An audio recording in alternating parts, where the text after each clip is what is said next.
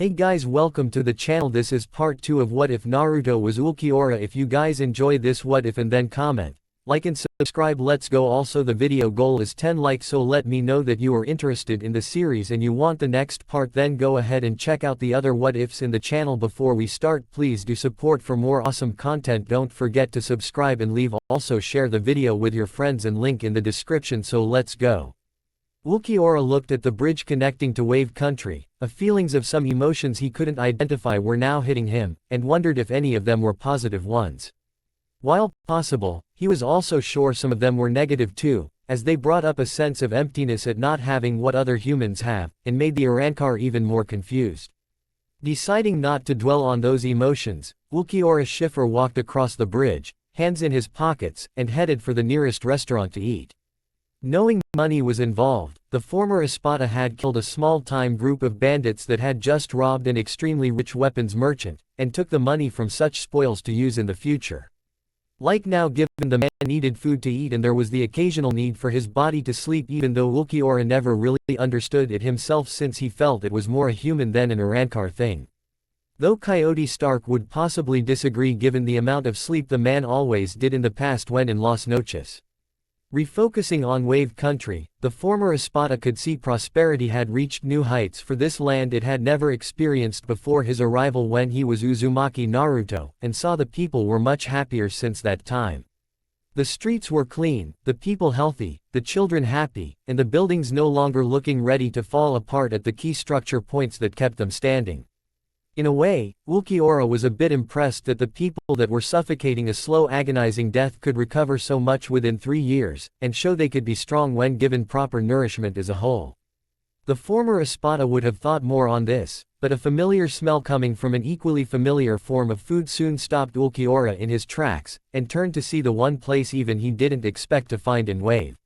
Walking over to the familiar place of eating, Ulquiorra entered the restaurant, and sat down on the stool that had at one point been his throne when it came to eating. "Welcome to Ichiraku Ramen. What would you like to order?" said the familiar female voice of Ayame, as she turned to see the Arrancar sitting down, and was surprised to see such a strange person eating here. "Pork and miso ramen please," said Ulquiorra, wanting to see if his appetite had made any changes since his time being Uzuamki Naruto. "Coming right up," said Ayame before heading into the back to make the order, and it was then Ulquiorra realized the girl's father wasn't in the back to make the food. "Excuse me, but I have a question I wish to ask you," said Ulquiorra, seeing the woman look at him with surprise. "Oh, what's the question?" said Ayame, seeing the man eat his food with manners that could rival daimyos. "If daimyos ever ate ramen, that is. I am familiar with this ramen stand back when it was in Konoha, and I couldn't help but notice the usual chef isn't in the back. I've been out of touch for 3 years and I wish to speak with him after so long. Is he by chance out on business?" said Ulquiorra, trying to be polite and not give himself away at being rude. Memories of the woman always sneaking him some extra food when growing up had made sure he didn't offend her now. "My father died almost 3 years ago. He was killed in a home invasion robbery while I was out running errands," said Ayame, now suddenly saddened at the memory of her father dying. "I understand. However, I wish to know why you moved here, and not stay in Konoha. Surely the people in the Leaf were understanding of your grief and comforted you," said Ulquiorra, seeing Ayame looking sadder with a hint of being scorned mixed into it. "No. If anything, I suspect the killer would have gotten away with it if caught, and the people would throw a parade," said Ayame, seeing Ulquiorra raise an eyebrow. "I don't understand," said Ulquiorra, seeing the woman look hesitant to answer him. "My father and I weren't exactly liked in the Leaf, given how we didn't exactly go with the flow of things when it came to certain aspects of how things ran there. And as a result I believe my father paid the ultimate price for swimming against the tide," said Ayame, not knowing why she was telling him this, but there was something that told her she needed to tell this man the story, and hoped he understood. "What was this aspect you speak of?" said Ulquiorra, having a pretty good idea, but felt this would help give him insight, and that is something he wanted when it came to the Leaf. It was regarding one Uzuamki Naruto. He was the Leaf village's Jinchuriki and held the Kyuubi in him. The poor boy was hated by the people for it, even though he was loyal to them. They still turned on him, and killed Naruto just for completing the last mission they sent him to do.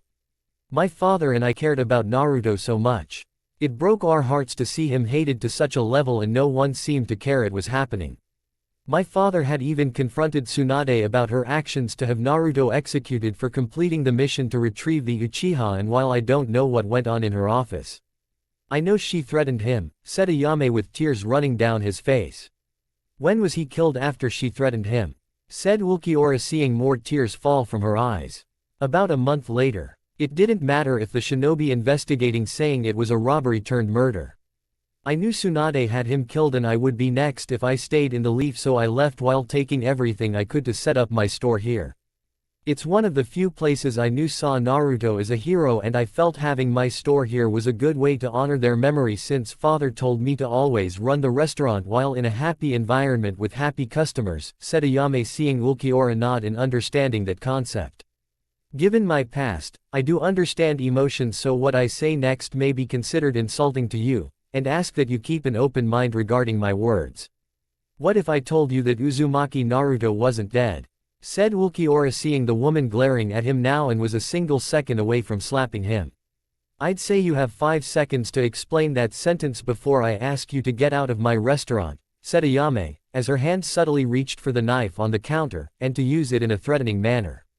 My words anger you, Ayame-san, which is understandable given the loss of such a bright light in your world, and it is only reasonable you would seek an answer to my painful question. However, I speak the truth when I say Uzumaki Naruto isn't dead, and that he lives on, in a different form that you sadly wouldn't recognize, said Ulquiorra, seeing the woman's eyes now narrowing at him. How do you know my name? I never told it to you and I know we've never met, said Ayame, seeing the him nod at her. Correct. You are very perceptive for someone without any shinobi training.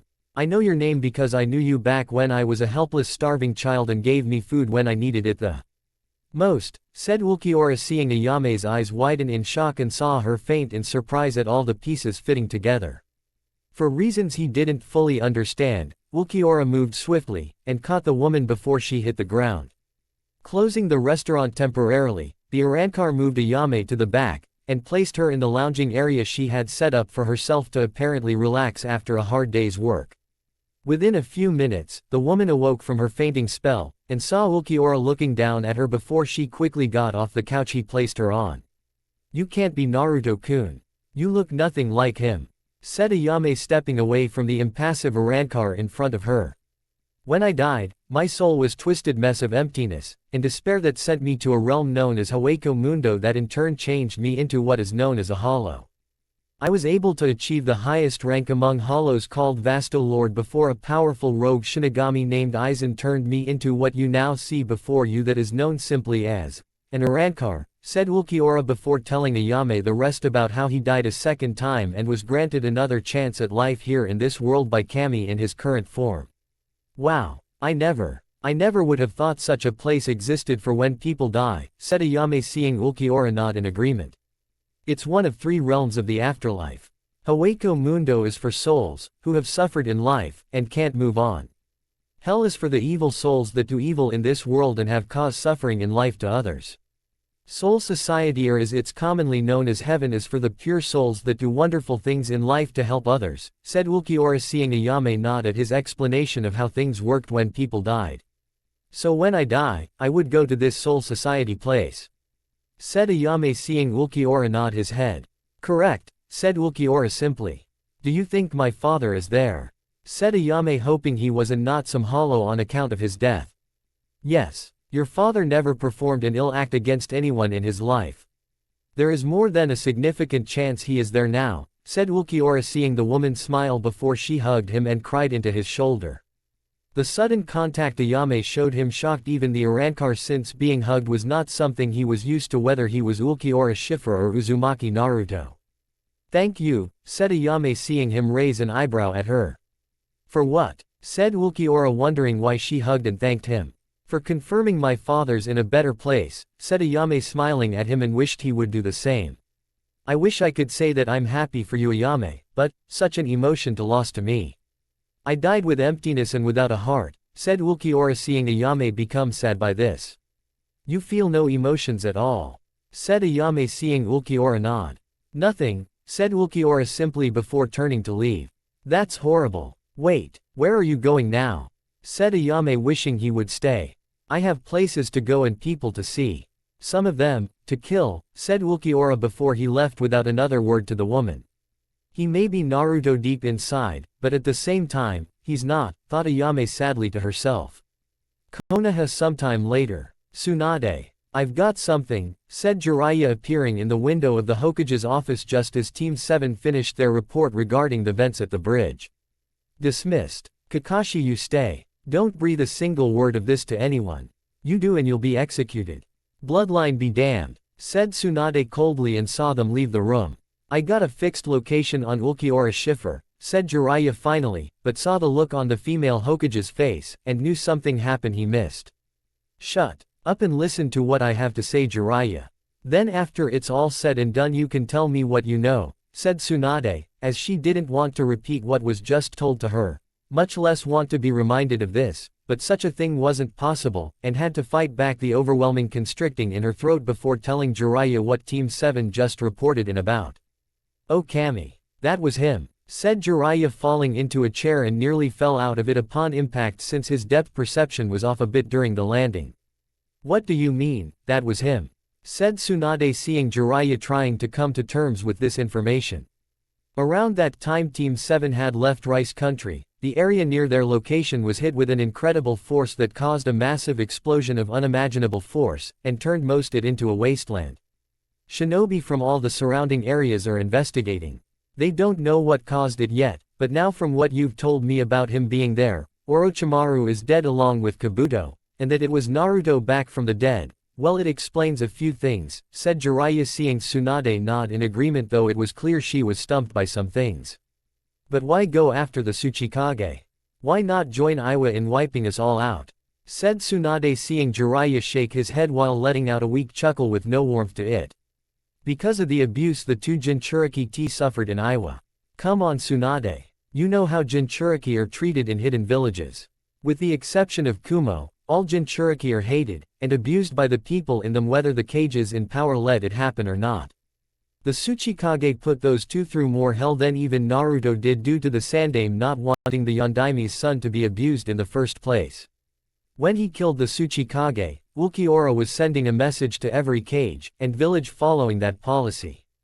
Suna was spared because Gaara became the case cage and was loved by the village after certain truths came out his bastard father kept hidden from the people in the village, said Jiraiya, seeing Tsunade nod in understanding. But why go after Orochimaru? It makes no sense, said Tsunade, not seeing the former blonde's plan. Because he doesn't want anyone interfering in his plans against us. The Leaf. The very village that ordered his death in the first place. Orochimaru has been plotting to take us down for years and was an obstacle standing in Ulquiorra's way in getting to us first. He had to take our old teammate out of the equation, then destroy the area to make sure no one got a hold of work, and take over while sending a clear message at the same time to everyone else, said Jiraiya, seeing Tsunade raise an eyebrow at him. And what message is that? Said Tsunade, wanting to hear it from the man's own mouth. That everyone, who has screwed him, and everyone else like him over are going to be wiped out by his hands, said Jiraiya, seeing Tsunade's eyes widen before narrowing. Where is he, Jiraiya? Said Tsunade, seeing him hesitate. Tsunade, I don't think, said Jiraiya before Tsunade slammed her fist onto the desk and glared heatedly at him. Where is he, Jiraiya? Tell me, or Ibiki will make you tell him and he will tell me. Said Tsunade, not going to let Jiraiya's sudden sprouting conscience get in the way of handling this problem. He's currently in Wave Country. One of my spies from the Merchant Guild told me he saw him walking into Wave by the bridge. Gave a full description to confirm it, said Jiraiya, seeing the woman buzz Shizune on the intercom to bring in every single Anbu the village could spare. We can still salvage this. We can still stop him, said Tsunade, getting up and pacing slightly. Stop him. Tsunade, it's clear you're not thinking clearly, and need to be reminded of the simple fact this isn't the Naruto you know. This isn't the same blonde-haired, blue-eyed, hyperactive kid we knew, and betrayed 3 years ago. He's not even blonde anymore. The kid we knew became something else, and he's not taking prisoners when it comes to taking us down. When Ulquiorra Schiffer comes to kill us, he's going to kill us painfully, and without hesitation, said Jiraiya, seeing Tsunade narrow her eyes at him. Just when the group of Anbu she asked for came in numbering at 11. You're here for a mission of great importance. One so great that it could only be labeled a suicide mission since I don't expect all of you to return regardless if you're successful or not. Kakashi, you're temporarily back in Anbu for this, and given the rank of captain with Jiraiya having seniority leading this team. Do you understand? Said Tsunade, seeing the man nod, and took the Anbu mask she threw at him. Yes, Hokage-sama, said Kakashi before putting on his Inu mask. Good. The mission is an assassination mission of the highest priority. You are to kill one target there. Ulquiorra Schiffer, said Tsunade, seeing them nod in understanding. What about witnesses? Said one Anbu with a bear mask. Public or private? It doesn't matter. Just kill him, said Tsunade, sensing the Anbu were a bit shocked by the sudden aggressiveness in the order given. You heard the Hokage. Let's go, said Kakashi before walking with the group out of the office, with Jiraiya being the last to leave. Though he stopped at the door to say one last thing. Tsunade, I know you don't regret what you did to Naruto 3 years ago, but that does not change the fact we were wrong, and we deserve to die for it. We brought this on ourselves, and sooner or later, we have to pay our debts owed to him. You can't run from this one, Tsunade, said Jiraiya. See, Tsunade now had a furious look on her face. Shut up and do your job, Jiraiya, said Tsunade, pointing at him to leave, as she didn't want to hear his words filled with regret, and trying to create a guilty conscience within her. I intend to. But don't be surprised when this team I'm leading turns up dead. Their deaths will be on your head, Tsunade. Remember that while you sit in this office waiting for him to come here to destroy the leaf, said Jiraiya before leaving the room with just enough time to dodge the thrown paperweight the female Hokage threw at him. This won't come back to hurt me. I won't let it, thought Tsunade, as she would teach the dumb brat a lesson, and make him regret ever coming back to life. Wave country at the moment. So you finally decided to see me, said Ulquiorra while staring at the marked graves of Momochi, Zabuza and Haku. Behind him, about 10 feet away, Han and Roshi stared at his back. We asked around about you, Ulquiorra Schiffer. Or rather, we asked about Uzuamki Naruto and found ourselves being told the story of a Jinchuriki being loved by the people here, said Roshi while Ulquiorra just stared at the graves without looking back. They named the bridge after you, said Han simply while hoping for some kind of reaction. They named the bridge after Uzuamki Naruto. Do I look like him? Said Ulquiorra, as he turned to stare at the two Jinchuriki, and saw them look away for a second. No. But you were him. You can't change that fact, said Roshi with Han nodding in full agreement. No, I can't. I was once Uzuamki Naruto. I'll admit that. What I'll also admit, is that the boy, who died had everything I do not, just as I have everything he does not, and the one thing we have in common is that we were incomplete, in a sense, said Ulquiorra, seeing the two had some idea of what he was talking about. We know you killed the Tsuchikage, and we also heard Orochimaru of the Sannin has also been killed too. Who else are you going after? Said Roshi curiously. Simple. I'm going after everyone, said Ulquiorra simply. Everyone, said Han, confused by answer. Yes, everyone. Every village. Every cage. Every shinobi that sides with the policies in treating Jinchuriki like trash and weapons to be thrown out. It's time the status quo this world has lived in to change. While I am all for bringing about despair others, it should be brought down upon those that deserve to suffer, and not those that shouldn't, said Ulquiorra before turning his head slightly and narrow his eyes. What is it? Said Han before he saw Roshi tense up and then did the same. It seems our shared sanctuary is about to be invaded, said Ulquiorra, seeing the group arrive at the bridge and running across it. Akatsuki, said Han, seeing Roshi shake his head. No, they fight only using 2 members at a time. This group is meant for me alone. A problem I intend to deal with, alone, said Ulquiorra walking away. Wait, let us help you. To repay the debt we owe for helping us, said Roshi, seeing the Arrancar stop and look back at them. I can't. If they see you or use your demonic power, it will alert other shinobi villages, and the Akatsuki of your exact location. It will place this country right in the middle of a contest between various powers and possibly be destroyed in the process, said Ulquiorra, seeing the two nod in understanding. It sounds like you care, said Roshi while holding back the smirk on his bearded face. I don't know. Maybe. It's hard to tell given what I am. I'm going on memories of my past life and what he would do in my place. Within reason of course, said Ulquiorra, which was true, as the memories of the past kept flooding his mind while here, and standing up for the little guy because he was the little guy had always been his MO while alive. Still, we feel a need to repay you, and wish to assist in some manner, said Han, knowing they owed Ulquiorra that much. Do not interfere in this matter. That is the only way you can help me, said Ulquiorra before he used Sonido and was gone from their sight. Such emptiness. Do you think we will turn out like him when we die? Said Roshi, as he didn't want to, and yet there was always a chance. Maybe. Maybe not. I think the reason he asked us to come here was to find peace in life and be free from such a possibility when we die, said Han with Roshi pondering that line of thought. So we don't become empty like himself, said Roshi, seeing that blank empty look in Ulquiorra's eyes every time he stared into them. Neither Jinchuriki wanted to end up like that. With Ulquiorra. So your Hokage finally decided to stop twiddling her thumbs and drinking sake like she usually does. I actually thought she'd send more. Tell me, my former sensei, should I feel insulted? Said Ulquiorra, standing in the path of the Anbu and Jiraiya shortly after they made their way across the bridge. You've grown, Naruto, said Jiraiya, making the Anbu with him tense since they did not know that this was once the demon brat they hated. That's not my name anymore. Nor is this his body. Tsunade saw to that with the help of the Uchiha when she ordered me to be executed. Or have you forgotten that day so easily, Arrow Sennin? Said Ulquiorra, while memories of Uzumaki Naruto calling Jiraiya that little nickname rising up in his head once more. Your time has come, monster. By order of the Hokage, we are to kill you, and bring your body back for study, said an Anbu behind Jiraiya wearing a bird mask. Of course Tsunade does. Like all human trash in this world, she is afraid of me, and for good reason too. I'm going to kill her, said Ulquiorra casually, like he was talking about the weather and making a simple observation. Not if we kill you first, said Kakashi while readying his Sharingan eye behind his mask and use some of its more potent properties. Such a weak force such as yours is going to kill me.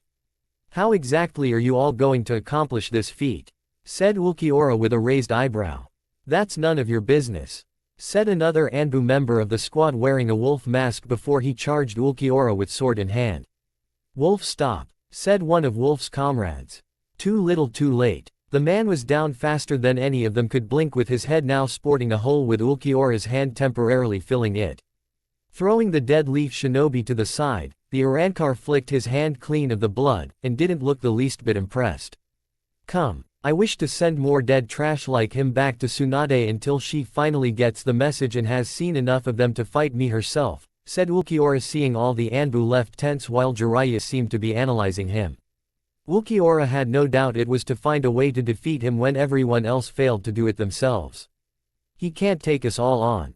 Let's kill the demon filth, said another Anbu while Kakashi tried to keep them from making such foolhardy and hatred-blinding mistakes.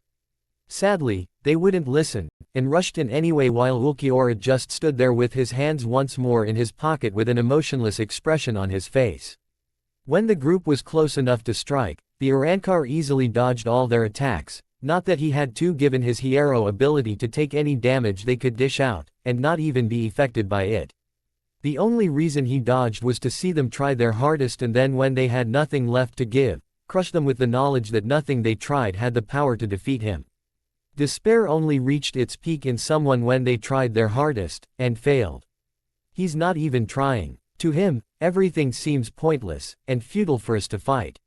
Yet Ulquiorra's not doing it out of arrogance like others would, but simply because he knows we can't win, and is just bleeding us dry of our strength, thought Jiraiya, as he watched Ulquiorra move left, right, behind an Anbu, in front of another, and scaring the shit out of them in the process, with each leaf shinobi slowly losing their cool with mistakes being made with each passing second.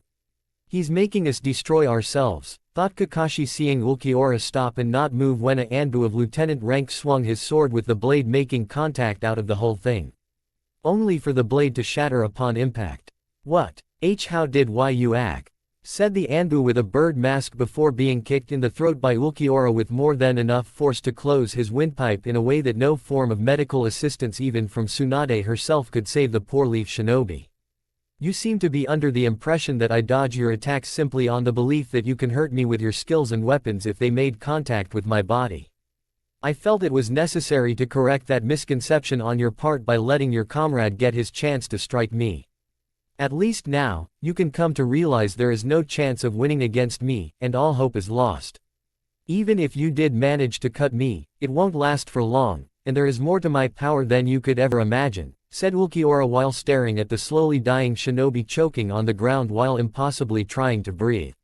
What is he? Thought Jiraiya, as he couldn't figure it out, and neither could Kakashi with his Sharingan eye. Another sword from yet another Anbu tried to succeed where the broken weapon of the now dead Leaf Shinobi had failed, but Ulquiorra was not in the weapon's path like he had allowed before, and was now a few feet away from them. Raising his hand, the Arrancar made a fist with green with black-edged colored energy forming there, and made the Leaf Shinobi all become tense in thinking it was the Sero they had heard so much about.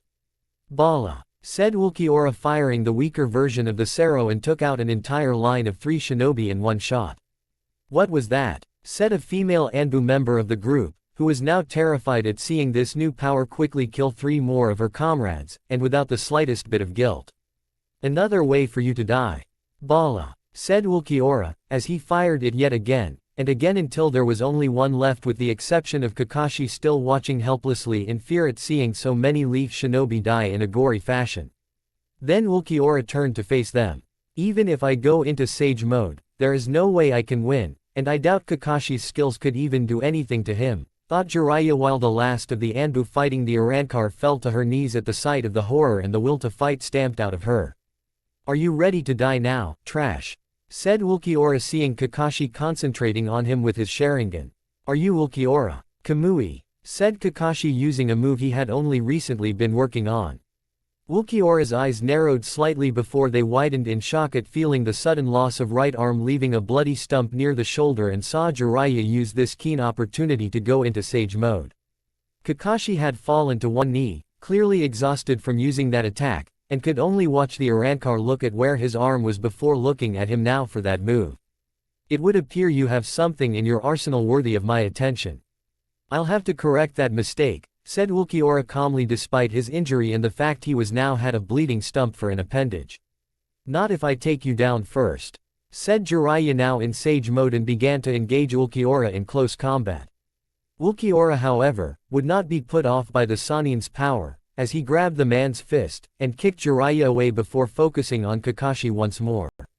The Junin didn't have the strength to fight Ulquiorra after using his Sharingan's power and struggled to even look at the Arrancar staring down at him. Even if you kill me, your injury is permanent, and gives hope to the Leaf Village that you can be killed, said Kakashi seeing Ulquiorra raise an eyebrow at him like he was an idiot.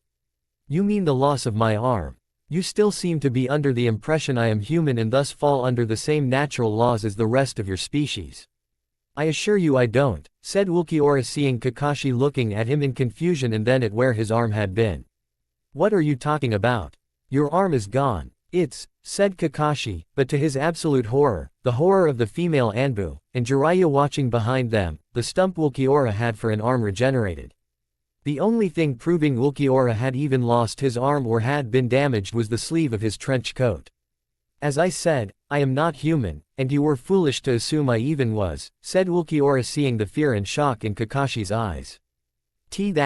That's not possible. You could never heal that fast as Uzuamki Naruto, said Kakashi before gasping and crying out in shock at having Ulquiorra's hand pierce his chest where his heart was located. I am not Uzuamki Naruto. I am not a Jinchuriki anymore with a demon's power healing my fragile human body like it would in the past. Kyuubi is dead. Tsunade and the rest of the trash in the leaf got their wish in having the fox permanently removed. At the expense of my human life. However, such a wish comes at a price, and that price involves facing something far worse than the Kyuubi. At least he could not control his savagery after being forced to fight when manipulated by Sharingan eyes that commanded him to attack the leaf, said Ulquiorra seeing Kakashi's eyes widen further at this news and then gave his hand a hard twisted to further enhance the pain. Sensei. Rin. Obito. Father. I'm sorry, thought Kakashi feeling incredible pain from the intrusion into his heart. Do you understand this pain now, Kakashi? This is the pain I felt 3 times in life when someone stabbed me in the heart with their hand when I was Uzuamki Naruto. The first 2 times when fighting the Uchiha when he went rogue, and then a 3rd time being the day of my execution. Fitting that the master of such an assassination jutsu meet his end in the same manner as me, minus the lightning, of course. I'll be sure to give your favorite student Uchiha the same courtesy. Just like he did to me those 3 long years ago, said Ulquiorra, staring into the fading life of Hitaki Kakashi. Minato-sensei, said Kakashi, as he was now hallucinating from the pain, and saw the image of the Yondaime looking at him with disapproving eyes. Ulquiorra, however, didn't answer his delusional enforced question, and simply pulled his hand out of the Junin's chest before once again flicking blood off of it. When the Junin fell down onto the ground, Ulquiorra walked away from him, and the last 2 remaining leaf shinobi of the group. "Where are you going?" said Jiraiya while still in sage mode. "You still wish to fight me? Do you even realize just how much of my power is being held back right now? Do you realize that I have the power to wipe you as I am, and that to call on more of my power would just be a waste of energy to me? Surely, you are that stupid arrow Sennin," said Ulquiorra, seeing the man narrow his eyes at him. "And you just expect me to let you go now and kill more people?" said Jiraiya with the Arrancar just look at him for a second before continuing his walk away from the Sannin. "I only kill trash. I would kill you and the female Anbu member right now. But I want you two to live and report to your Hokage. Tell that piece of leaf trash of your failure and see how she rewards you for it. Remember, I was rewarded for completing mission with an execution, and I can only imagine what the Hokage will do when she hears how you did the opposite. I imagine it will be most amusing if I were a fly on the wall of her office when that happened," said Ulquiorra, continuing the walk away, and then vanished from sight using Sonido. "Damn it," said Jiraiya before deactivating Sage Mode and walked over to Yugao, still too horror-struck to move. He killed them all and wasn't even remorseful," said Yugao, looking at Jiraiya, who just nodded and helped her up. "I know. We have to report to the Hokage and tell her the bad news," said Jiraiya before walking over to Kakashi and examined his face for the Sharingan eye. Only to find it had deactivated upon the Junin's death and was completely useless to anyone now. "Do you think the Hokage would kill us for failing the mission?" "Like he said she would," said Yugao, as she didn't want to die, and while she had failed a few missions in the past, the Sandaime had always understood. The current Hokage was not so kind from what she saw 3 years ago. "No, she won't. The Hokage needs every shinobi she can get her hands on. We're worth more alive than dead," said Jiraiya, seeing Yugao nod. Though deep within their minds, the two knew that value would be tested, and may go down when they report back to the Hokage. Senju Tsunade, the 5th Hokage of Konoha, was infuriated beyond anything she had felt in all the years being alive, and was staring at Jiraiya along with the last Anbu of the team now in her crosshairs. When Jiraiya gave her the report of the obvious failure of his mission, she nearly killed him on the spot, and only stopped because, like the male Sannin had told Yugao in Wave Country, they were worth more alive than dead. After Jiraiya further explained how Kakashi had actually cost Ulquiorra his arm, Tsunade thought that the last ray of hope for the village lied in the Uchiha of all people, and his damn eyes the leaf coveted so much. However, the hope died when her former teammate explained it soon regenerate, bone, nerves, muscle, and overall flesh manifested itself to replace what the Arrancar lost at the hands of Kamui ability Kakashi used. It didn't sit well with Tsunade when hearing that piece of information. "So what are you saying, Jiraiya? That without Kakashi's Sharingan eye, we can't win against him, and should just accept the inevitable extermination of the Leaf Village?" said Tsunade, seeing Jiraiya shake his head. "No. Of course not. What I'm saying is we go defensive. Ulquiorra wants to kill you up close and personal, Tsunade. He's going to go through the front door to do it. So we strengthen our defenses so he can't do that and then get him that way," said Jiraiya, seeing Tsunade think it over for a second. "Very well. However, for the village to even stand a chance of surviving, I need to inform the councils and clan heads of what is coming our way," said Tsunade, knowing that she couldn't hold this off any longer. "That will be fun. You know how they'll act with this news. Especially if they learn that Ulquiorra Schiffer is really Uzuamki Naruto somehow brought back to life. Do you know how much of a panic that would cause?"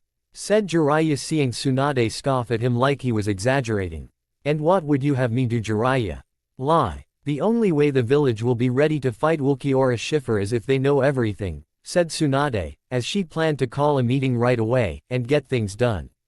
Hokage-sama, said Yugao at last and getting the Hokage's attention. What is it? Said Tsunade while looking over some papers and not even looking at the only surviving Anbu she practically sent to their deaths. I wish to resign from Anbu effective immediately, said Yugao, as she now got the Hokage's full attention at this request, and Jiraiya shook his head at such poor timing. What? Why? Said Tsunade seeing Yugao shaking now. After what happened in Wave, my nerves are shot, and I can't be in Anbu anymore. I'm not going to stop being a Leaf Shinobi, but I can't be a member of Anbu after what I've seen, and I just can't be in this unit anymore, said Yugao seeing the Hokage now narrowing her eyes and didn't look pleased in the slightest. I see. Well, I'm sure your reasons for doing this are justified given the enemy you faced, and I accept your resignation from Anbu, for the moment, said Tsunade knowing that Inoichi would have to do some mind-walking to fix this. Thank you Hokage-sama, said Yugao before bowing and leaving the woman's office. What are you going to tell Kakashi's former genin Team 7? Said Jiraiya knowing how they would react when hearing Kakashi was dead. The truth. I also want you working with Sasuke to help him achieve the same kind of level of Sharingan Kakashi had so he can duplicate that technique to use on Ulquiorra. If it's aimed just right, we can kill him, and put an end to this nightmare, said Tsunade, as she saw Jiraiya shake his head no, and was shocked he was defying her command. No, I'm not training the Uchiha, said Jiraiya simply. What? Why? Said Tsunade seeing Jiraiya let out an empty laugh. You don't get it, do you? I could train the Uchiha in everything I know and it wouldn't be enough. It would never be enough. Do you remember what Ulquiorra told me, right? He was holding back a great deal of his power Tsunade. He was holding back and yet the man unleashed powers that defy all logic. Both Ma and Pa were practically begging me in whispered voices to leave him alone when I went into sage mode. Can you imagine what would happen if he unleashed more of it? Said Jiraiya seeing Tsunade staring back. Did it ever occur to you that he might be lying? He also said his body couldn't be hurt and yet Ulquiorra lost his arm if only for a moment. So I'm betting the man's bluffing about holding back his so-called power. The kid has always been one to bluff and use the devil's luck to get out of scrapes. Nothing's changed when it comes to the brat, said Tsunade before Jiraiya slammed his hand on her desk in the hopes it would snap the woman out of such delusions. Wake up Tsunade. This foe is not Uzuamki Naruto.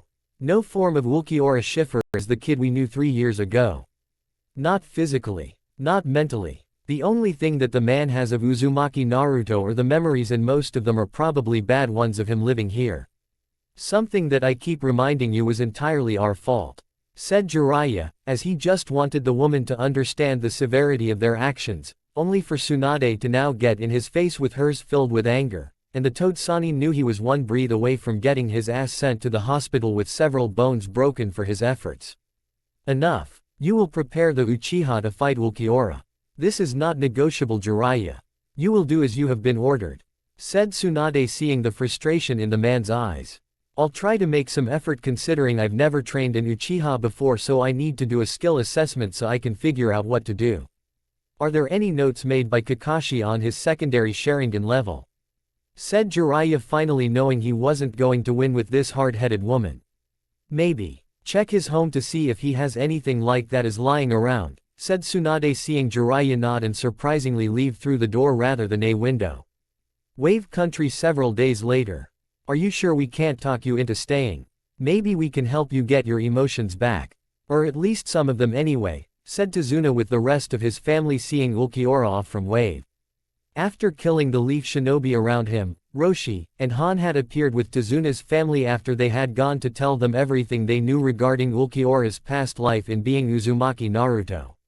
The family didn't believe it at first, but when the Arrancar himself admitted it, and spoke of things only Naruto could have known during the Wave mission did they begin to come around. It wasn't long before Ulquiorra convinced them that he was once the long-dead hero of Wave Country and was hugged by Inari crying into his torso while calling him, Big Brother, the whole time. It made the Arrancar feel something, but it wasn't easy to define, as memories flooded his mind of the past, and the apparent happiness felt here in Wave with the people before heading back to Konoha. Back into his own personal hell. I cannot. Soon word will have reached others of me being here. Iwa, Konoha, and even the Akatsuki organization will come here to investigate further to see why I was here. Han and Roshi sadly cannot stay here in Wave Country any longer due to such threats since two of those threats are hunting them, said Ulquiorra, as he had agreed to let them travel, and follow him until they could find a safer location where they could be happy. We told you before, Ulquiorra-sama, it is our honor to follow you, and will continue to do so for as long as possible, said Han, seeing Roshi nod in agreement. If it is what you desire. I'm finding it pointless in talking the two of you out of it since you obviously won't listen to me, said Ulquiorra before refocusing on the family he had come to care for in another lifetime. Be safe, Ulquiorra. Know that this will always be your home should you wish to come back here, said Tsunami before hugging him as a mother would their own child. I understand, said Ulquiorra, finding himself unfamiliar with this feeling from Uzumaki Naruto's memories since he never experienced this before. Ever. There will always be a seat for you, Han, and Roshi at my restaurant, Ulquiorra-kun. Don't you ever forget that, said Ayame, giving him a hug as well, knowing the Arrancar needed it. I'll be sure to remember, and so will the other two. Especially you, Han, said Ulquiorra, knowing that Han had become quite taken with the woman. The taller of the two Jinchuriki, formerly of Iwa, blushed behind his mask-covered face at his name being mentioned and saw Ayame's face blush too. Ha, not bad, kid. You'll get some of your emotions back yet, said Tazuna, knowing it was a long road ahead of the Arrancar, but the old man was confident Ulquiorra would get them back, and use them too. Maybe. Only time will tell. Come, we have to go, said Ulquiorra, giving a bow to his long-lost friends in Wave Country and walked away. What do we do now, father? He needs more support, if only from an indirect standpoint, and punish the leaf at the same time, said Tsunami, seeing her father rubbing his chin in thought before snapping his fingers when the preverbal light bulb clicked on. I've got it. The Wave Daimyo practically turned the day of our freedom from Gato into a national holiday. We tell him everything that Konoha did and he'll cut off all trade with Fire Country, said Tazuna, seeing his daughter raise an eyebrow at him. But how will that even help? Said Tsunami, seeing the glint in her father's eye akin to mischievousness. Simple. Our country's sudden ending of all trade with fire would get the attention of their daimyo, given the 3 years we started, and create a stir with the other countries too. If I recall correctly, the daimyos are getting together soon for a big fancy party in honor of a family member getting married, and all that blue blood stuff. The Wave Daimyo can do it then, which in public will cause the others to ask questions to this action, and can make it known just how Fire Country treats its heroes. Said Tazuna, seeing the others nod while trying to understand his idea.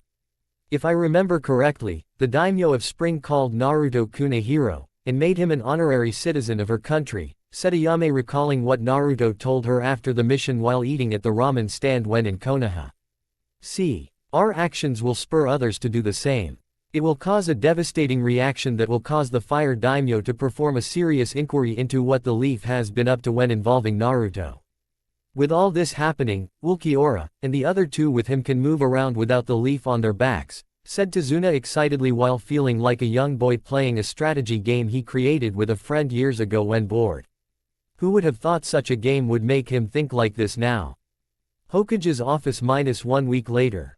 This is outrageous, yelled Tsunade at one of the Fire Daimyo's 12 guardians assigned to giving her a message from the man himself. The councils and clan head were practically terrified at hearing the news of Uzumaki Naruto still being alive.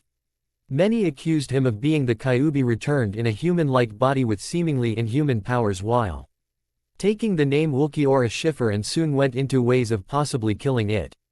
Some suggested a trap where Jiraiya could seal the Arrancar into another child like before and then make sure they had this one locked away in a special prison cell they could make to keep such power at bay. When they went over Jiraiya's report about Hitaki Kakashi's Sharingan eye causing the temporary loss of the Arrancar's arm, they immediately demanded a way to replicate such a power be done with Sasuke's eyes, and thus allow them a chance to defeat Ulquiorra. Sadly, it seemed Kakashi's Sharingan was unique in itself when using such a power, like Uchiha Shisuia's eyes had hypnotizing power, and couldn't simply be duplicated. The Sharingan eyes, while mostly the same for everyone of the clan, had its only little quirks in the form of mutating power, which never passed down from parent to child due to such mutations being stable enough to happen, hence why there weren't any branch family members like the Hyuga did, and why Sasuke's own power mutation didn't manifest. It needed a specific trigger to happen, but Kakashi didn't have any notes on the matter, and thus leaving Sasuke back to square one with his eyes.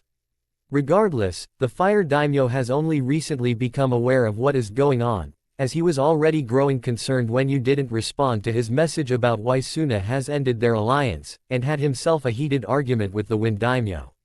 Not to mention Waves Daimyo has announced he is cutting off trade with Fire Country, with Springs Daimyo doing the same in regards to the dishonoring of one Uzuamki Naruto, said the Daimyo Guardian, seeing Tsunade's eyes narrow at the name. What about the brat? He's nothing special, said Tsunade while cursing the boy's name in her head for doing this to her. At first glance, one would assume so, but several places say otherwise, and they were all the ones making complaints against the Leaf. Our information states he was a genin-ranked shinobi of Konoha, who you have on official Leaf records being executed 3 years ago on charges of treason against the village, and yet you have failed to answer the inquiry behind the charges with proof of such treason, said the Daimyo Guardian, seeing the female Hokage getting angrier with each passing second. I filed a report on the matter. Uzumaki Naruto severely injured Uchiha Sasuke to the point of near death, said Tsunade, keeping her explanation simple. Yes, the Fire Daimyo has read the report, but he also seems to recall the one given by the Kazekage stating Uchiha Sasuke went rogue to join Orochimaru, and the Leaf team he along with his siblings went to support were sent out to bring the traitorous boy back by means of excessive force if necessary. From what Sabaku no Gaara has informed in his report, Uzumaki Naruto suffered not one, but 2 Chidori attacks to the chest at the hands of Uchiha Sasuke during his fight, and it is the opinion of the Fire Daimyo after consulting the other guardians that such a jutsu requires excessive force be returned, said the Daimyo Guardian, seeing Tsunade's hands tighten into fists. Uchiha Sasuke is our only means of having the Sharingan stay in the village and Rookie of the Year for his class. Uzumaki Naruto was the Kyuubi's Jinchuriki and was a failure at the Leaf Academy, said Tsunade, seeing the Daimyo Guardian shake his head. It doesn't matter. While Uchiha Sasuke had all the high marks in his class like you say, it was Uzumaki Naruto himself, who did all the work on those missions to make sure they were accomplished, and gained favor in those villages. From the reports the Fire Daimyo has read on these, Uchiha Sasuke has been the one given most of the credit for each them being a success, but the witnesses spoken to in our investigation regarding these missions contradict what's written down, and thus has made the Fire Daimyo look incompetent with a great deal of egg on his face. He demands an explanation, and unless you can give him a good one when he comes here next week, you will be replaced on his order, said the Daimyo Guardian, with Tsunade looking irate. By who? There is no one in this village remotely qualified to replace me, said Tsunade, seeing the man give her a raised eyebrow. Are you sure there isn't someone we haven't considered, Hokage-sama? Don't assume because your grandfather and granduncle founded this village means the Fire Daimyo won't replace you. They may not be physically as strong as you, but there are people the Fire Daimyo can trust to run this village as Hokage much better, and more efficiently than you, said the Daimyo Guardian before leaving. And hearing Tsunade scream of anger while cursing Naruto's name in the process. With the rookies, we really screwed up, didn't we? Said Tenten in a depressed tone, while the others had different looks on their faces ranging from serious to afraid, and some even showing a form of arrogance. Yes, it is only logical we meet our end at his hands. We followed the Hokage's lead, even when wrong, and facing a former comrade with no love for us in his heart, said Shino while seeing Hinata fidget a bit with worry. But not for the reason everyone thought it was. Troublesome. We took that mission to bring you back, Sasuke, and this is what happens, said Shikamaru, as he had failed to understand the reason for Tsunade's actions to Naruto, but went along with it on account for his only natural instinct as a Nara male to survive the female Hokage's wrath, and stayed quiet. He won't win. He was a baka and loser then. Nothing's changed, said Sasuke arrogantly while believing Ulquiorra wasn't as strong as he wanted people to believe. The fact Kakashi could cost the Arrancar an arm meant something. There's no doubt about that, Sasuke. I can't wait to fight that abomination again myself. I'm going to show that freak of nature just what it means to cross an Inuzuka in a fight and get some payback for the Chunin exams, said Kiba, smiling while thinking that Naruto just changed his name and was still just as weak as ever. And his killing of two S-class missing nin from the Akatsuki organization, Orochimaru, Kabuto, almost all the Anbu, and Hitaki Kakashi. Said Choji with a raised eyebrow. Luck. Plain and simple. Naruto was fated to die 3 years ago and will die again at our hands as Ulquiorra Schiffer, said Neji while Tenten shook her head in disagreement. You're wrong, Neji. We're all going to die and there is nothing we can do to stop it, said Tenten, simply knowing that they had no chance of beating someone capable of killing so many S-class shinobi. Yes, there is. We are going to crush that monster and show him what it means to defy his superiors, said Sasuke while looking forward to killing the inhuman abomination. No one seemed to notice Hinata silently walk away from them after having heard enough. With Ulquiorra, Han, and Roshi, the one Arrancar and two Jinchuriki formerly of Iwa had made their way to the border connecting Fire Country to Lightning, with the intended destination being Kumo. Under normal circumstances, Ulquiorra would be in Kumo already, but his two new traveling companions had made that impossible since they would not have been able to stomach the intense speed that came from him using Sonido, and most likely puke with each time it was used. The Arrancar had wanted to experiment in using the Garganta too, but in truth the former Espada knew such a place would rip through Han, and Roshi like dog feasting on a bone. The only reason it worked in taking Orihime away was because of her own spiritual energy mixed with his own to allow the passage into Hueco Mundo from the world of the living. In truth, the demonic chakra his two companions had may upset energy from properly solidifying, and destroy them all in the process. Not something Ulquiorra wanted to happen anytime soon or ever for that matter, since he had too much to do while here. They were just about to cross into Kumo when Ulquiorra stopped and his eyes narrowed ever so slightly, though neither of the two behind him could see. What's wrong, Ulquiorra-sama? Said Han before he too sensed it, and so did Roshi. We have unwelcome company ahead, said Ulquiorra before he saw not one, not two, not three, but 4 members of the Akatsuki, and they were all looking directly at him. Ulquiorra Schiffer, I presume, said Uchiha Itachi, being the unspoken leader of the 4-man group. You presume correctly, Uchiha Itachi. The last time I saw you, it was roughly 3 years ago, and wished for me to come with you, said Ulquiorra Schiffer walking toward them while motioning his two companions to stay on guard where they were. So the rumors are true. You are really Uzuamki Naruto brought back to life, said Itachi, seeing Ulquiorra Schiffer raise an eyebrow at him. No, Uzuamki Naruto is dead. All that is left of that boy are his memories leading up to his death. Nothing more, said Ulquiorra while Kisame snickered for a second. Damn Itachi, this guy is just as emotionless as you, and needs to get laid, said Kisame with Kakuzu laughing a bit too at that. Hidan was just watching Ulquiorra with interest. Quiet, Kisame, said Itachi while staring at Ulquiorra. I assume you are here to not just capture or kill me, but rather you are here to go after the two behind me, and take what does not belong to you, said Ulquiorra, seeing Hidan bring out his scythe. How dare you? Jashin-sama will have your life, said Hidan, readying for battle. You can't kill him, Hidan. We need to extract Kyuubi's power from him, said Itachi, as that was the order given by Pain to them after the Uchiha located the Arrancar, and had reported back the man was traveling with 2 Jinchuriki.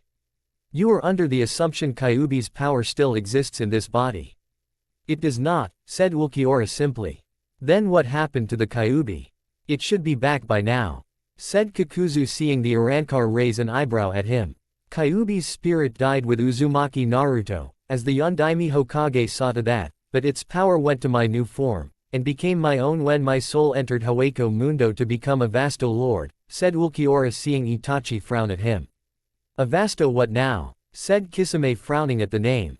It's the highest rank a hollow can ever have, but truthfully such hollows of such a high rank are very rare given how strong one really is. And after I became one of them I was then turned into what stands before you as the 4th strongest of my kin that became just as I did, said Ulquiorra, seeing worry and despair grow in their eyes. Bullshit, said Kakuzu, not believing the pale man's story for a second. You wish proof I am what I say I am. Look, said Ulquiorra, opening his trench coat and revealing his hollow hole where his heart was, with opening easily showing it went out through the back. That shouldn't be possible, said Kisame, whispering to Itachi, who silently agreed, and saw Ulquiorra cover it up again. Tell me, Itachi, are you proud of younger brother? Do you know it was through him that I no longer have a heart and do not feel emotions like the rest of you can? I could easily kill an entire village filled with men, women, and children if I wanted to without so much as shedding a single tear. I would feel no regrets, no remorse, absolutely nothing, said Ulquiorra, seeing Itachi flinch at him. You're bluffing, said Hidan, not wanting to believe someone like Ulquiorra didn't feel any emotions at all. You've forgotten already the price Rice Country has paid after I killed Orochimaru of the Sannin and his right-hand man Kabuto, said Ulquiorra, seeing the 4 members of the Akatsuki flinch when they came upon the destroyed landscape of Rice Country. Nonetheless, you will come with us, and so will the 2 Jinchuriki behind you, said Itachi, with Kisame grinning now with the hopes they would resist. No, they will not, said Ulquiorra, walking towards them before vanishing in front of their eyes and then reappearing behind Hidan. He's fast. My Sharingan couldn't keep up at all, thought Itachi, with wide eyes filled with shock, with the other Akatsuki members looking at the Arrancar in the same way. I have gauged your powers. You are all weak, said Ulquiorra calmly while seeing Kisame getting angry by that statement. Weak, weak, I'll show you weak, said Kisame, bringing Samahata out in all its glory and swung it down on Ulquiorra with all his strength. Only for the Arrancar to sidestep it. Kisame tried to hit him again, but the former Espada dodged it easily, as he knew it was child's play, and would make the blue-skinned shark man even angrier. As this happened, Itachi tried to analyze Ulquiorra's movements with his Sharingan, but found it impossible given the amount of speed the Arrancar was using, and was finding it disturbing that someone of Kisame's caliber as a swordsman was being made a fool out of by this man. Ulquiorra even jumped on top of Samahata unflinchingly before spin-kicking Kisame in the face while looking bored while doing it. Hidan tried to hit him with his scythe, but the Arrancar stopped it with just one finger, broke it with that same finger, and then received a bala to the chest to make the man fall down with a hole in it. Seeing the Jashin follower somehow still being alive, the Arrancar decided to test something, and activated the Garganta before throwing the man's body into the unstable pathway. As Ulquiorra suspected, the body thrown into it was torn apart with nothing left in less than a minute, and the former Espada closed it since the others would not require such a method. Kakuzu tried his hand, but Ulquiorra kicked him away with enough force to crush 4 out of the 5 hearts in his chest from the pressure behind the kick. Seeing he was still alive, Ulquiorra expanded his sense of hearing to hear the heartbeat of the surviving heart before ripping the organ out in front of the man, and turned slightly before he grabbed the spiky blade of Samahata with his bare hand. Impossible. He should be in pain, and yet, this guy holds Samahata like it was made out of rubber. Thought Kisame before Ulquiorra moved the sword away and struck him in the face with his elbow. If he could do this to us so easily, then what could he do against someone like Madara? Thought Itachi, with the Arrancar now walking towards, but stopped when Kisame got up from the ground, and snarled viciously at the pale-skinned boy. Don't you dare turn your back on me, said Kisame, raising his blade over his head to swing it down again, but was blocked in an instant by something long and metallic in the Arrancar's hands. And it wasn't Kusanagi. Do not think because I drew my Zanpakuto that I considered you someone worthy of my attention.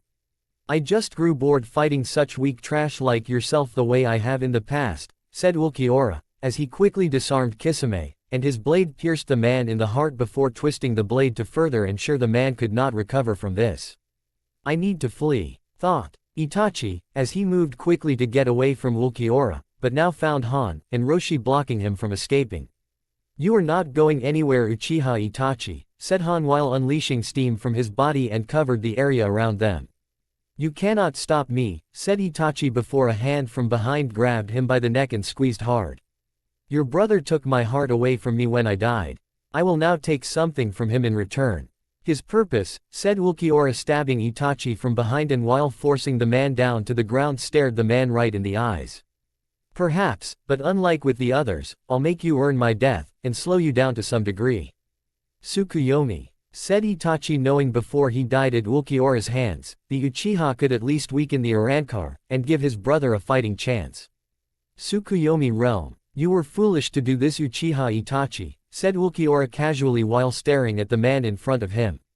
Perhaps, but I can't let you kill my little brother, and the Akatsuki must continue on with its plan regardless if I am there to help or not.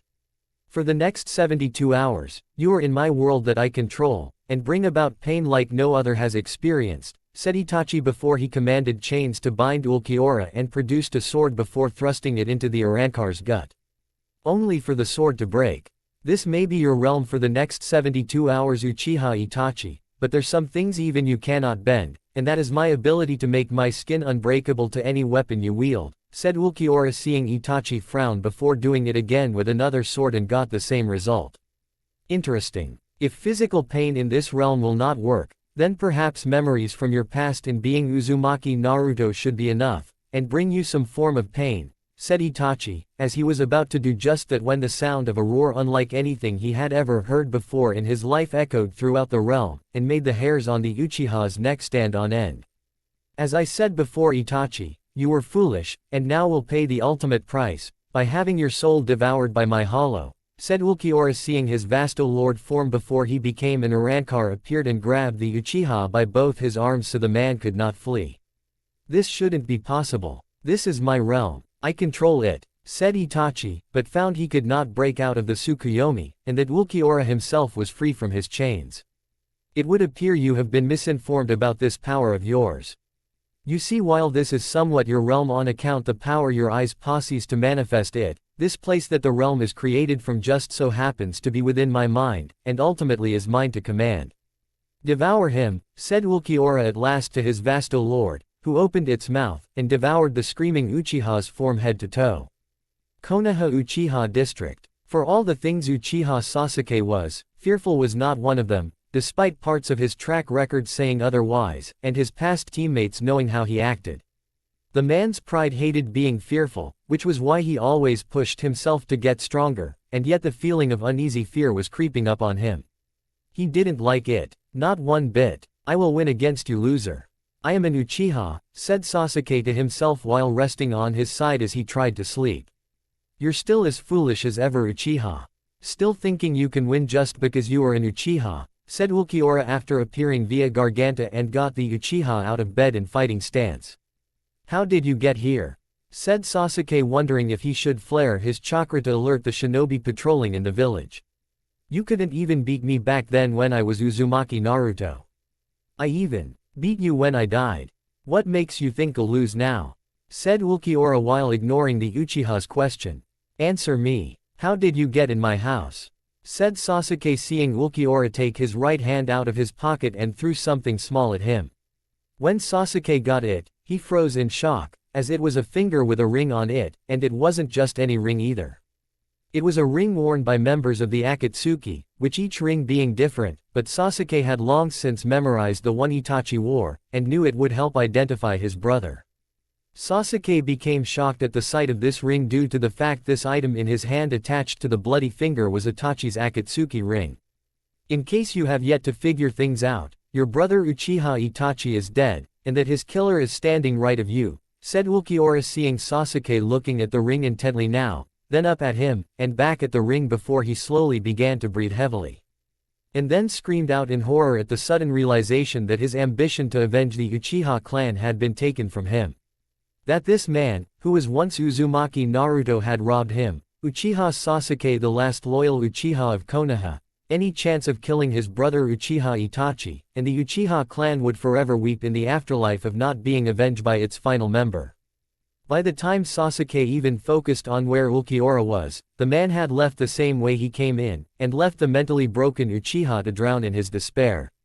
Hyuga clan compound. Hinata-sama, it's time for dinner, said Neji, knocking on his cousin's door, and waited for a response from her. He received none. Frowning, Neji knocked yet again with the same result of not getting any kind of vocal response from Hinata, and slowly opened the door. The light was off, which didn't make sense since it wasn't time for anyone to sleep, and it was making him nervous. Seeing the bathroom light was off, Neji made his way out of the room, and noticed a note had been placed on the bed addressed to him. Dear Neji, it has become quite apparent to me that the leaf is not what it once was since the days of the Yondaime Hokage, nor will be again. The people are arrogant. My friends either regret Naruto's death now or they are looking forward to killing him a second time once he returns to take his revenge. Something I believe he is entitled to do after we betrayed him 3 years ago for completing the you yourself were given to complete. If Naruto was to be executed for his completing it, then you should have spoken up, and stated you wished to be executed with him. You didn't. None of the team assigned to bring back the Uchiha did nothing to save him.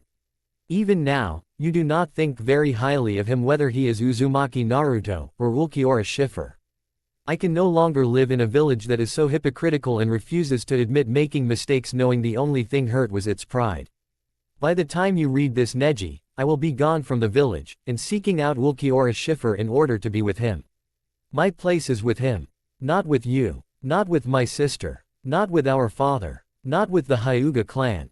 Not with Konoha. But with him. Always him. Goodbye Neji. Hyuga Hinata. O Kami. Hiashi-sama. Yelled Neji, as he quickly ran out of Hinata's room, and went to find his uncle before the man's eldest daughter got too far away from Konoha to track down.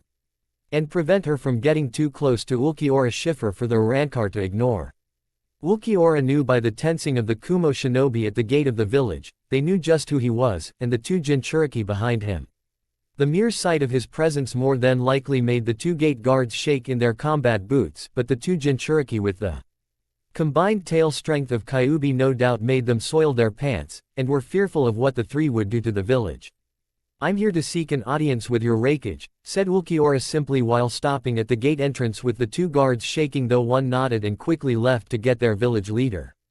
5 minutes later. So you're the infamous Ulquiorra Schiffer, huh?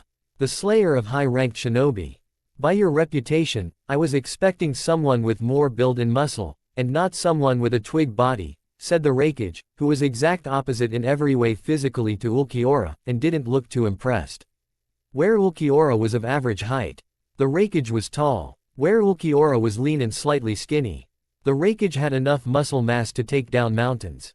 Skin color. Ulquiorra was pale and the Raikage a well-tanned brown. Same to you Raikage of Kumo. Given your reputation I heard when coming over here, I was expecting someone stronger, said Ulquiorra seeing the Raikage looking pissed at that statement. You got a lot of guts and some balls to say that to me punk. Even the Eight Tails knows not to do that after I took off one of its horns in battle before he was sealed into my little brother, said the Raikage seeing Ulquiorra raise an eyebrow. While that is impressive for a human given how strong such creatures are, it's not enough to make me think twice about killing you right here, and the village should I wish it, said Ulquiorra seeing the Raikage still having an angry look on his face. How do I know you're not going to do that now? Said the Raikage simply. If I had wanted to kill you and wipe out Kumo, this conversation would not have lasted this long, said Ulquiorra seeing Killer Bee and Niyugido appeared behind him ready to defend their Raikage. Like you did with the Tsuchikage in Iwa and then Rice Country after killing Orochimaru of the Sannin and Kabuto. Said the Raikage seeing Ulquiorra nod. Exactly. Also, on the way here, I killed Uchiha Itachi, Hoshigaki Kisame, Kakuzu, and Hidan of the Akatsuki organization. I believe they were on their way here for those two, said Ulquiorra seeing the shock on their faces. Do you have proof of their deaths? Said the Raikage seeing Ulquiorra nod. We saw it happen, said Han with Roshi nodding. That and I have 2 of 4 Akatsuki rings for proof of the act. I gave Uchiha Sasuke his brother's ring to further bring him to spare. Only fitting considering how through him did I lose my heart, said Ulquiorra seeing Niyugido go a little green at that. Would you like to collect the bounty on them? If you do, I need some form of proof for the Uchiha's death, and something concrete for the other one, said the Raikage seeing Ulquiorra nod and motion for Han to step forward with a sealing scroll. Will the Uchiha's head suffice? Along with Hidan's broken side. I also wish to collect on the bounty for Orochimaru and his assistant Kabuto using the man's sword as proof, said Ulquiorra before revealing the Kusanagi blade to them while Roshi held up Hidan's broken weapon.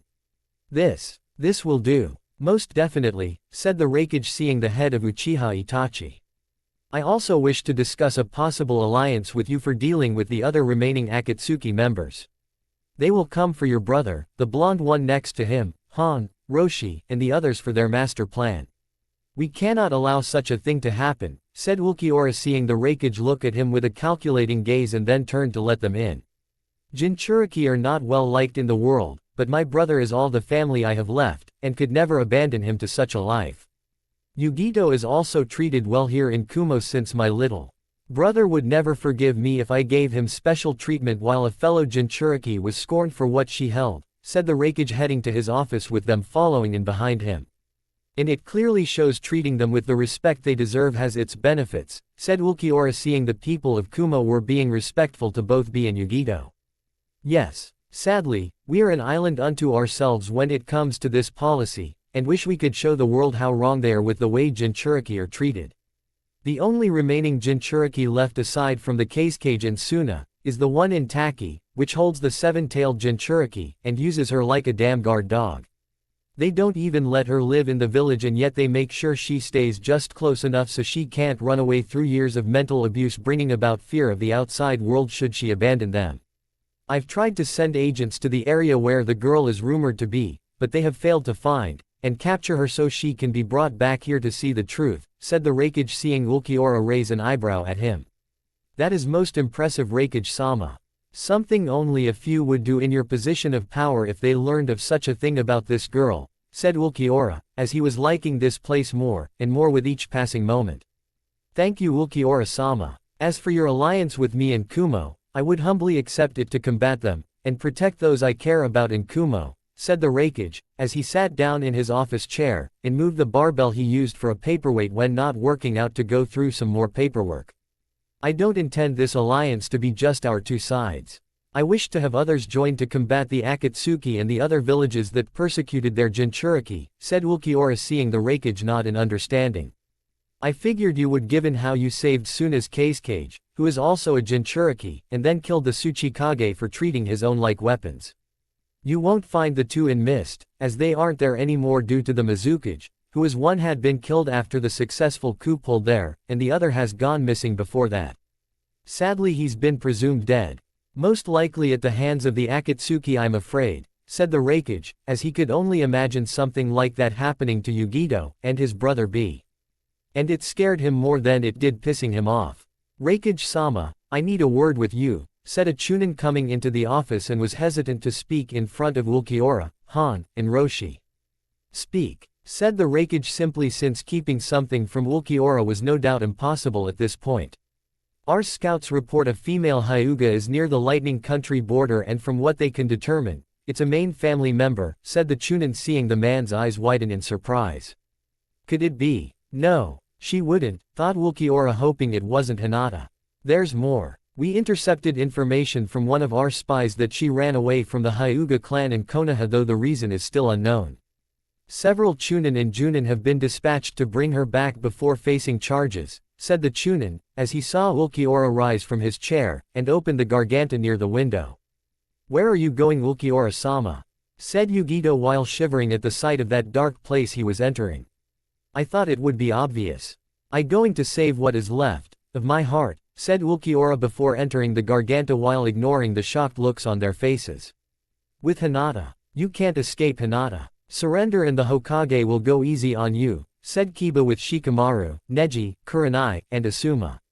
No. My place is with Ulquiorra. I won't go back to a village that hates him even more than they did when he was still Naruto-kun, said Hinata, as she prepared herself for battle, and wasn't going down without a fight. Hinata, you have to understand, the Hokage has to do things we disagree with, but must accept nonetheless, and know every decision made is for the good of the village, said Kurenai, seeing Hinata surprisingly glare at her.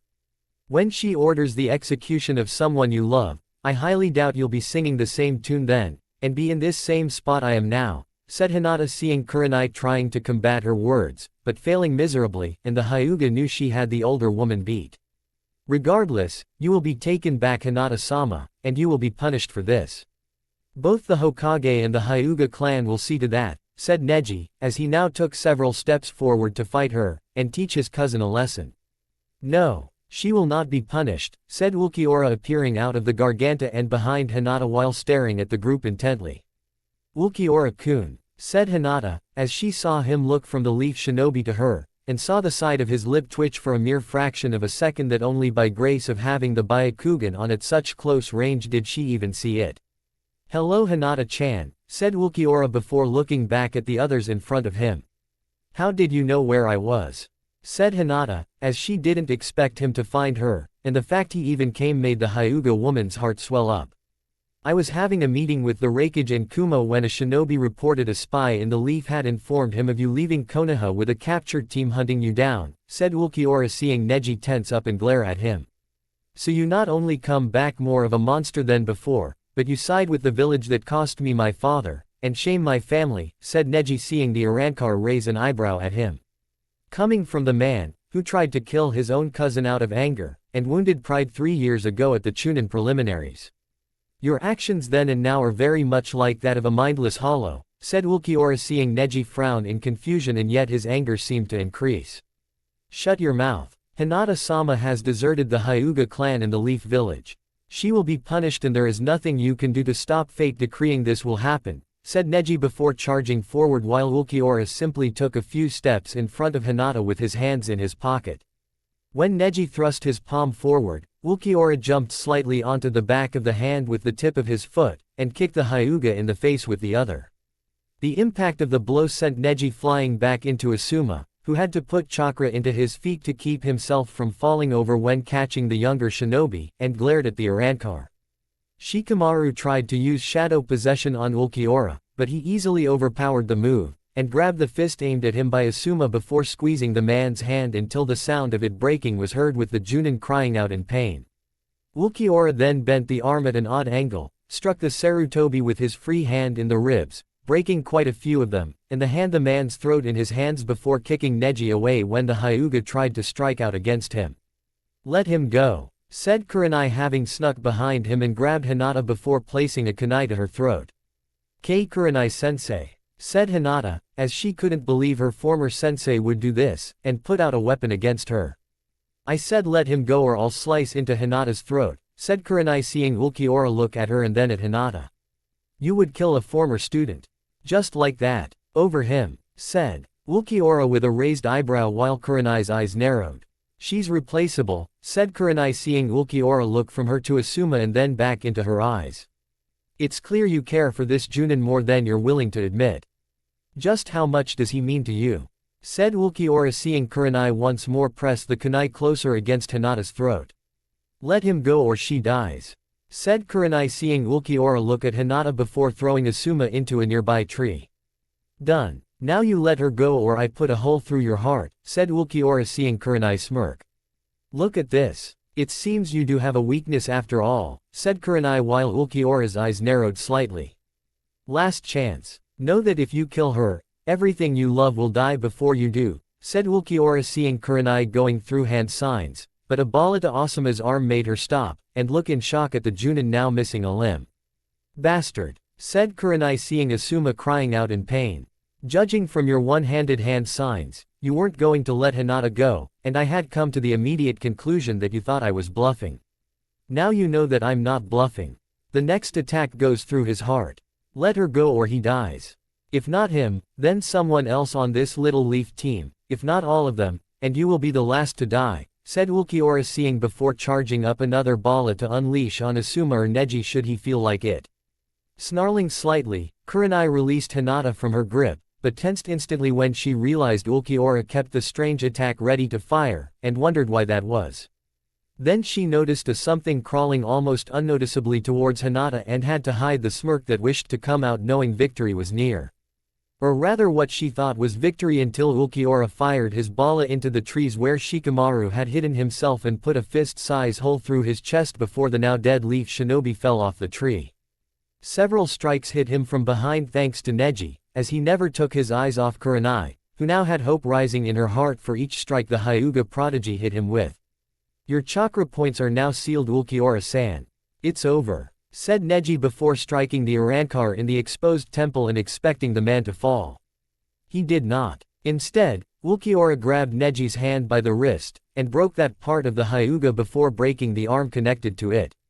Turning slowly to the now in pain leaf shinobi, the two were now staring each other in the eyes, and Neji at this point finally understood the severity of his situation. You are correct, Hyuga Neji. It is over, said Ulquiorra before putting a hole into Neji's chest and threw him away into a tree where he slumped to the ground. Dead. How could you do that to Neji? He's Hinata's cousin, said Kiba with Akamaru barking at him, but the look in Ulquiorra's eyes told the dog to shut up. She'll hate you now, Baka, said Kurenai, as she was mixed between joyful and angry that Neji's death would destroy the Arrancar's relationship with Hinata. If Hinata wishes to hate me, then so be it, said Ulquiorra, knowing that was always a distinct possibility, and looked at the Hyuga girl, not meeting his eyes while no doubt mourning the loss of her cousin. Gatsuga, said Kiba, attacking Ulquiorra with Akamaru, but the Arrancar knocked each away easily, and with the Inuzuka landing near Hinata. Demonic illusion, tree-binding death, said Kurenai, as she had enough of this man, and put him in her genjutsu, knowing nothing short of someone with a dojutsu was going to break out this. You really think this will actually help you kill me? Said Ulquiorra, as he felt the tree wrap around him and Kurenai appear through it with a kunai in hand, and looking at him hatefully. I know it will, monster, said Kurenai before moving the kunai to his throat, but before she could do anything, a strike from behind knocked the woman down, and she saw the form of Hyuga Hinata there with the Byakugan active. I won't let you kill him, said Hinata, having come to the painful truth that all that was once pure in Konoha was dead or gone from it. Hinata, you would side with him. He killed your cousin Neji. Shikamaru is dead too. Asuma, Kiba, and Akamaru are severely injured. Why? Said Kurenai, seeing Hinata now scowling at her. Because he is everything to me. Just as I am to him. I chose Ulquiorra the moment I left the leaf. No hesitation and no turning back. You held a kunai to my throat and asked him to free your secret lover or you would kill me. He let me go, but you were going to use me against him, and called me his weakness. I will never be his weakness. Never, said Hinata, feeling a fire in her body arise that she never thought possible after Naruto's initial death until now. I was bluffing. I would never hurt you, Hinata-chan. My favorite student, said Kurenai, but Hinata wasn't buying it, and walked away from the woman before Ulquiorra himself stood in her line of sight. Go back to the Leaf Village, Kurenai. Tell your Hokage her time in this world is coming to an end, and so are all the pawns she sends against me, said Ulquiorra before walking away from the Junin, before stopping and staring at Asuma clutching his bleeding stump of an arm. No, don't. Run, Asuma, said Kurenai, seeing Ulquiorra form a single green ball of energy the size of a marble on the tip of his right finger. Sero, said Ulquiorra, and put a hole in Asuma's chest. No, yelled Kurenai, as her secret lover was killed right before the woman's eyes, and cried into the ground before slamming her fist into it. Ulquiorra blocked her out, as he focused on Hinata, and gently touched the Hyuga girl's face with care like she was made out of glass. She leaned into him, savoring the feeling of his touch, and soon held him in her arms while slowly crying into his shirt. I'm ready to go now, said Hinata, feeling a hand wrap around her body, and soon felt the detachment of leaving the ground for the air. Ulquiorra was actually in the air, practically standing in the air like there was an invisible floor to stand and walk on, though Hinata dare not let go. Looking up at him, Hinata was once again surprised to see the Arrancar smirk, which was an equivalent to a smile for him, and held her closer. So am I. Let's go, said Ulquiorra into her ear, as he slowly took the girl to Kumo, and enjoy the feeling her touch gave. How had he gone without feeling anything for so long? So many centuries passed since he had died, feeling emotions, and the sensations the good ones gave him despite being rare. It felt right to be held by Hinata. Kumo Raikage's office. You really trust this guy? Don't you? Said Yugito, seeing Han nod, and so did Roshi. We were going to be sent back to Iwa and be conditioned to serve the Tsuchikage into being mindless weapons. Ulquiorra-sama interfered, killed the Anbu team, and told us to go to Wave Country to find happiness there. Sadly, Leaf Shinobi came there shortly after Ulquiorra-sama did to kill him, and thus made us both targets for everyone else if we stayed, said Roshi, seeing Yugito nod. Man, the Leaf is whack just like Iwa and should know better than to attack. If they were really smart they'd stop and think rather than jump and blink. It makes my head hurt and want to blurt my feelings into their dealings, said B before being hit by a paperweight. What have I told you about rapping? Said the Raikage angrily. Sorry A, but you know me. If I'm not rapping then I'm not Killer B, said B, as he made the others sweat drop, and shake their heads at him. Your way of speaking is disturbing, said Ulquiorra, walking into the room with Hinata beside him. Is this the Hyuga girl that ran away from the Leaf? Said A, as he could tell the girl was indeed one of stunning beauty, and a Hyuga too that made him curse his age. Damn it, her chest is bigger than mine, thought Yugito while the Nibi snickered at its jealous host. Yes. Her name is Hinata, said Ulquiorra, seeing Han and Roshi surprisingly bow before Hinata. It is an honor, Hinata-sama, said Han, making Hinata become embarrassed at all this attention. Oh please, you don't have to bow. I'm not special, said Hinata, not knowing why they would even bow to her in the first place. But you are. You bring Ulquiorra-sama happiness. That is enough for us, said Roshi before the two rose from their positions. You do realize this could spark a war with the Leaf just by having her here, said A, as he knew such things happened for less, and could get bloody real soon. Highly unlikely. The Leaf no longer has the necessary strength to oppose Kumo. Some of their most elite shinobi are dead and Suna is no longer allied with them, with various political problems being rumored to have arisen around them, said Ulquiorra, seeing the man nod in agreement, as he had heard that too, and figured it had something to do with the Arrancar's past life. Still, Kumo having 4 Jinchuriki within its walls, plus a Hyuga main family member now will make several villages nervous, and possibly forge an unlikely alliance against us, said a, knowing the old phrase, the enemy of my enemy is my friend, could manifest itself. If that happens, I will help you deal with it, and in exchange I request residency for all of us here in Kumo. However, should either Han or Roshi wish to leave the village once this is over, you will let them. And you will not seek to prevent them from finding their own happiness in life outside of the village, said Ulquiorra, seeing the Raikage nod. Done, said a, while Yugito was a bit shocked he would agree so soon. Thank you, Raikage-sama. Aside from Sabaku no Gara, you are the only other Kage I have come to respect, and look forward to working with you in the near future, said Ulquiorra, bowing his head slightly before leaving the office with Han, Roshi, and Hinata to find necessary dwellings until a more permanent residence could be made. Why did you agree so soon to his demands, Raikage-sama? Said Yugito, seeing B was in a bit of agreement with her.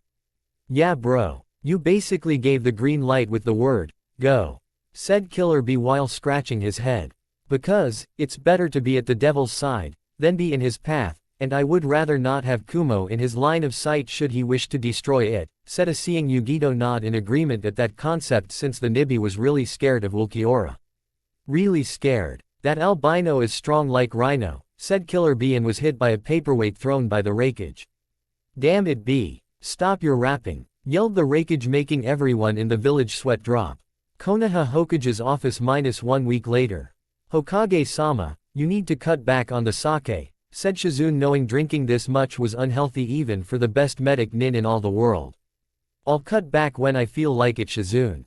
Now get out, said Tsunade, as she had just come back from the hospital, finished healing what was left of the injured team sent to bring back Hyuga Hinata, only to find that one Ulquiorra Schiffer had appeared, and kill roughly half the team with the other half badly injured. The only positive thing it did was allow the woman to plead her case. To stay as Hokage, as she had to convince the Fire Daimyo the threat Ulquiorra possessed to all the other villages, and their countries if not handled properly. Something she had claimed was possible if allowed to stay as Hokage and prepare a plan with Jiraiya to take the Arrancar down. The Fire Daimyo wanted Tsunade, however, that if she failed just once in any plan made to stop Ulquiorra Schiffer, then the woman would be removed as Hokage of the Leaf, and someone else with a more level-head mind taking her place. The situation is worse than you realize, Tsunade, said Jiraiya, seeing Tsunade glaring at him and almost threw her sake bottle at him. If it were empty. How so? Said Tsunade before taking a swig of the bottle's contents. Ulquiorra has joined Kumo. The 2 Jinchuriki from Iowa have decided to join too, so long as he's there, and just recently acquired Taki's Jinchuriki the same day he took out most of the captured team. The Jinchuriki, there was a girl named Fu, who holds the 7-tailed demon inside her body, and has instantly come to like Ulquiorra after he revealed to her that everything she was told about the outside world was a lie. According to one of my spies in Kumo, they have been dubbed his Fracken, and my spy tells me they're going to meet the female Mizukage soon for a possible alliance with Kumo, said Jiraiya, knowing what that could do should it happen and succeed. When? Where? Said Tsunade, knowing this could be their chance to strike. 3 days. The Raikage and Ulquiorra intend to meet with Mizukage Terumi to discuss a means to combat the Akatsuki in Wave Country given its current standing of neutrality with the Wave Daimyo's blessing provided they stay civil. The Spring Daimyo herself is going to be there, as she wants to see Ulquiorra herself, and see just how much of him has changed from the blonde-haired Gaki we all knew years ago. Though given Mist doesn't have any Jinchuriki anymore, I doubt they'll agree to such an alliance, and wish to stabilize their village due to the aftermath of the civil war still taking its toll on them, said Jiraiya seeing Tsunade thinking this over. We need to do something to make it seem like a trap, Jiraiya, said Tsunade seeing her old teammate thinking about it, but was coming up blank for ideas and didn't know how to turn potential allies into enemies. Or we could just leave it alone. I doubt Mist will want to make an alliance, Tsunade. If we interfere, it could give Mist a reason to turn its efforts on us, and then they will sign such an alliance if just to destroy the leaf, said Jiraiya not wanting to stir up a hornet's nest. No. The Fire Daimyo wants me to nip this problem with Ulquiorra Schiffer in the bud, and that's exactly what I'm going to do. You along with the Mateo guy, Rock Lee, Tenten and the other remaining Rookie 9 are going to go to that meeting place to turn those two villages against each other. Akatsuki will eventually react, weakening them further, and then we strike when the brat least expects it. Said Tsunade evilly while Jiraiya just sighed. He's too powerful. Even if you could get close to him, the others won't let you, and not to mention the majority of the power in Kumo now consists of almost all the remaining Jinchuriki in the elemental countries. The only one not in Kumo is in Suna, and he'd sooner kill an Leaf ambassador that walked into his village than hear a single offer we give him, said Jiraiya seeing Tsunade glaring at him. Make it work, Jiraiya. I don't care how you do it. I don't care what it cost. I want that damn brat dead, said Tsunade, as she slammed her fist into the desk, and when she emphasized the last word spoken. That's the problem, Tsunade. You don't care anymore. And that's what's going to destroy us all, thought Jiraiya, as it was bad enough he had to deal with the Uchiha currently in the hospital in the mental ward, and Inoichi trying to get the brat out of his funk. Now he had to basically plan his own death. A new morning came in Kumo, as the sun was shining into Ulquiorra's bedroom, and the Arrancar couldn't remember the last time he slept so peacefully until now. If at all. Beside him, in his bed in the house he had acquired, was the snuggling form of Hyuga Hinata, and the content smile on her face made the former Espada realize the emptiness in his heart had been lessening ever since he had been around the woman. Silently examining his hollow hole, Ulquiorra realized it had decreased by half of its original size, and all within the short time of being with Hinata. They hadn't done it, of course, as he didn't understand the dynamics of the whole love-making process, which was understandable since he had just started to feel some of the necessary emotions for having a relationship. Hinata didn't mind, as she had her prayers answered in being with him, even if he wasn't the original version of the man she loved, and accepted him as Ulquiorra Schiffer. Is this what it means to be truly alive? Am I even closer to feeling remotely alive? Aizen-sama would know, but since he's not here to instruct, I must do things on my own, and try to relearn what it means to feel again, thought Ulquiorra while his hand was involuntarily stroking Hinata's hair and heard the woman moan slightly at the attention. A knock at the door made him stop, as the person behind the bedroom door opened it to reveal the person was Taki's Jinchuriki Fu, and now part of his newly created Frakken. The green-haired girl was a tad envious of Hinata lying in the same bed as him. It was clear she wanted to show Ulquiorra her own appreciation, and the only way Fu could even think about showing it was through physical contact. Still, if there was one thing Fu had in spades, it was patience, and the green-haired seven-tailed Jinchuriki knew she would have to be patient in regards to Ulquiorra.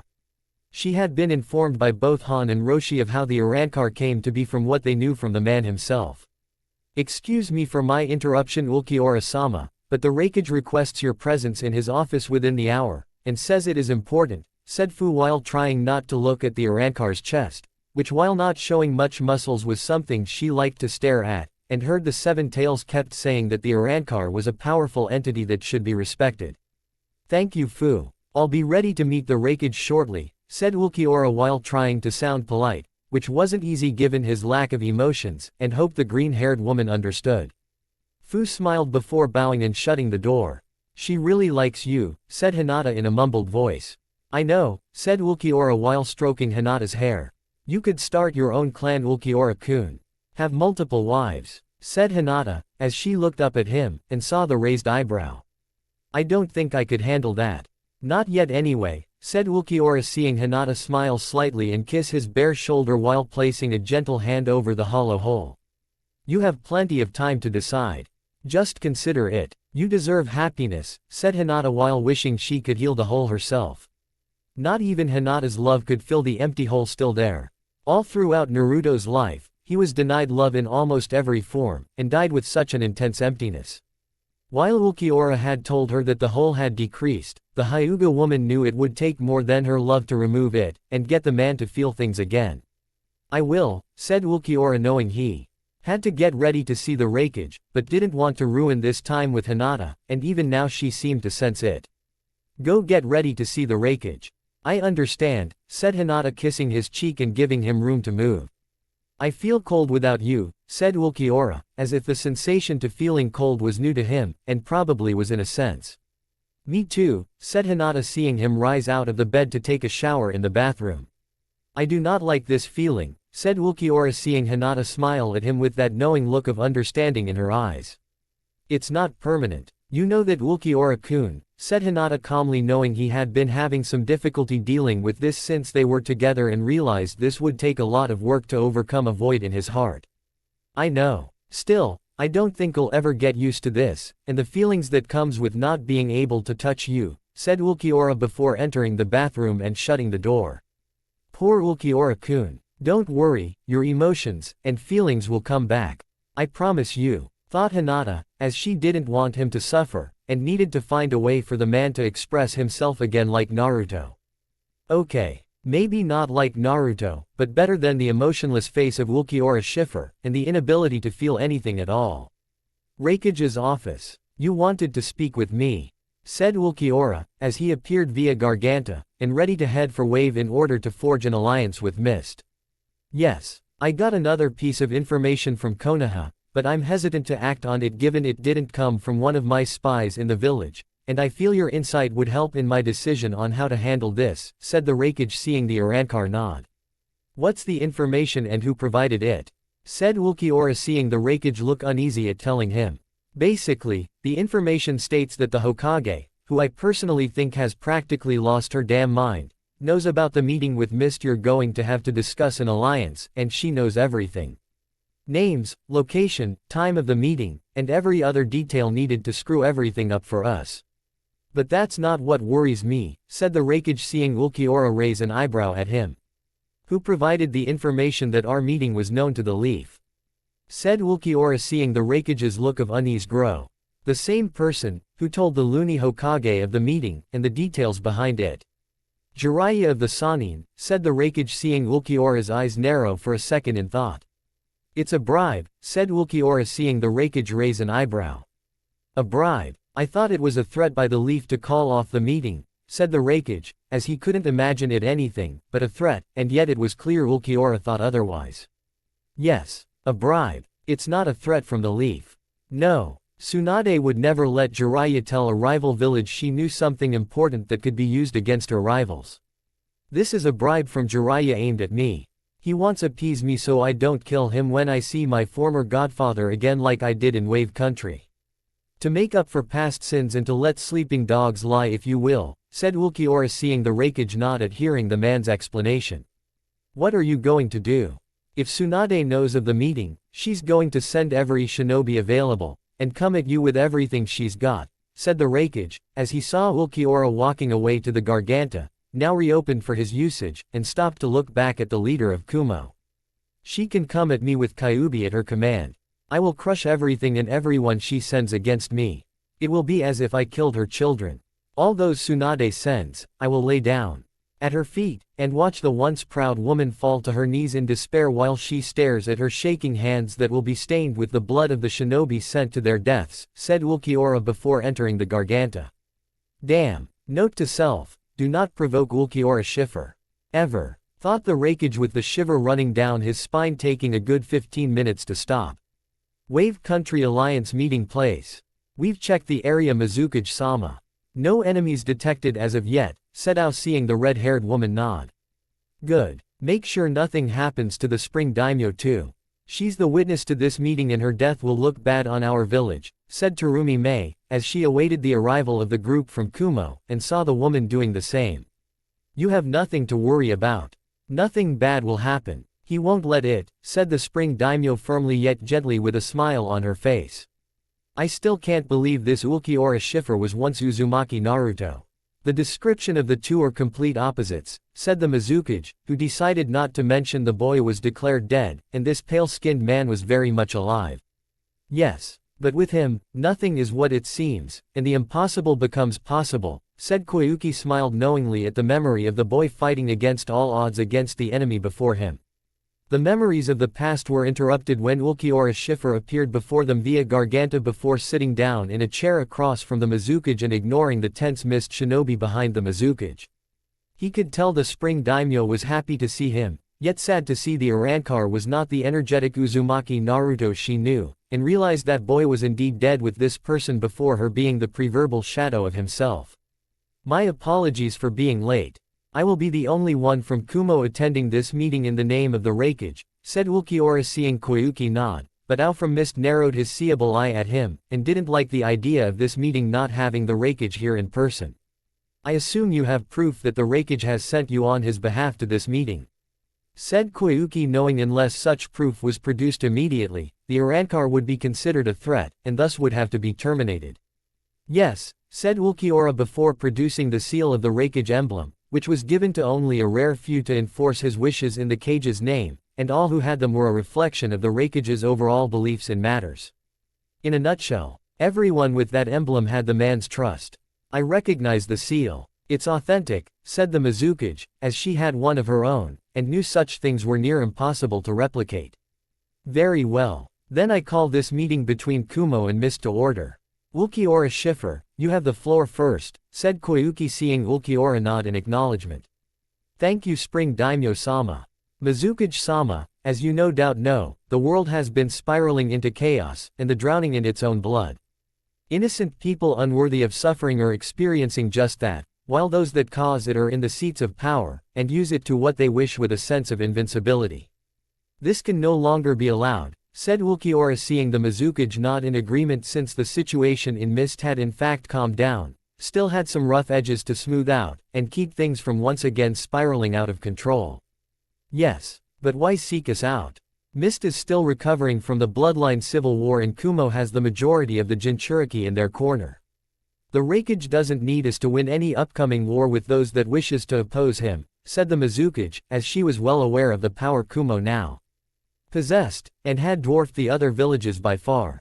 True, but the Raikage doesn't wish for Mist to be drawn into the war, and on the losing side. Surely you realize that this alliance between Mist and Kumo doesn't happen, the other villages opposing him will offer you the same in order to combat us, and as you have already stated. Mist is still recovering its own internal war, said Ulquiorra seeing the woman nod at that since she was sure the villages would see Mist turning Kumo's offer down as a sign of others opposing the Raikage's soon found strength.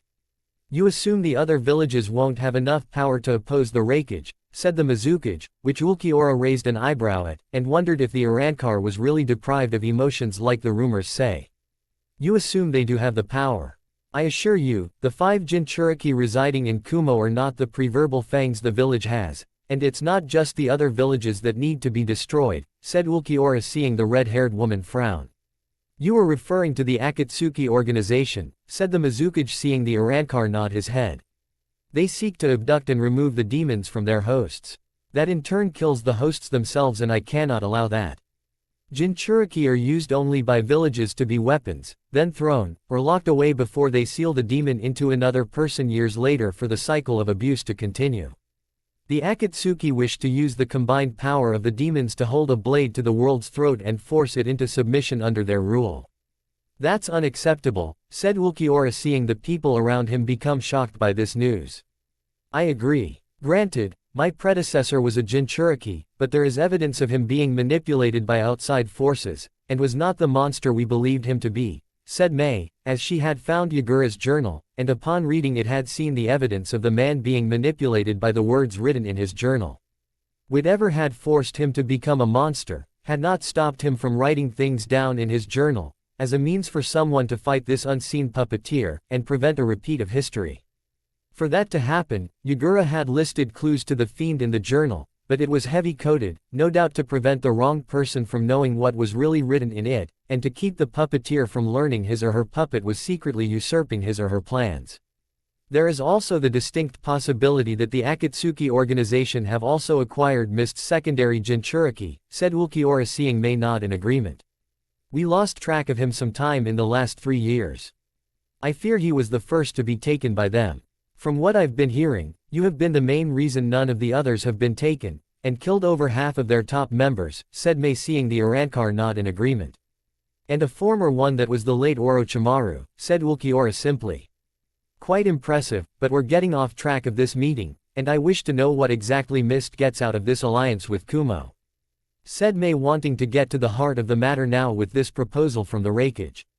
An alliance with Kumo will provide Mist the means to be prosperous again, as trade can open up between countries, and there is also the ability to learn new things from Kumo while the Mist shares a few things in return, said Ulquiorra, seeing the Mizukage nod in her head in consideration.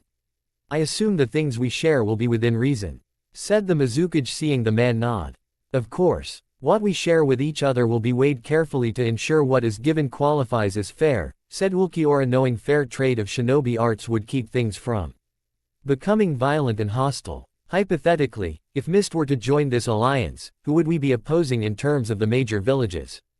Said May curiously. Iwa along with the Leaf Village and the minor village Taki being a distinct possibility, said Ulquiorra calmly.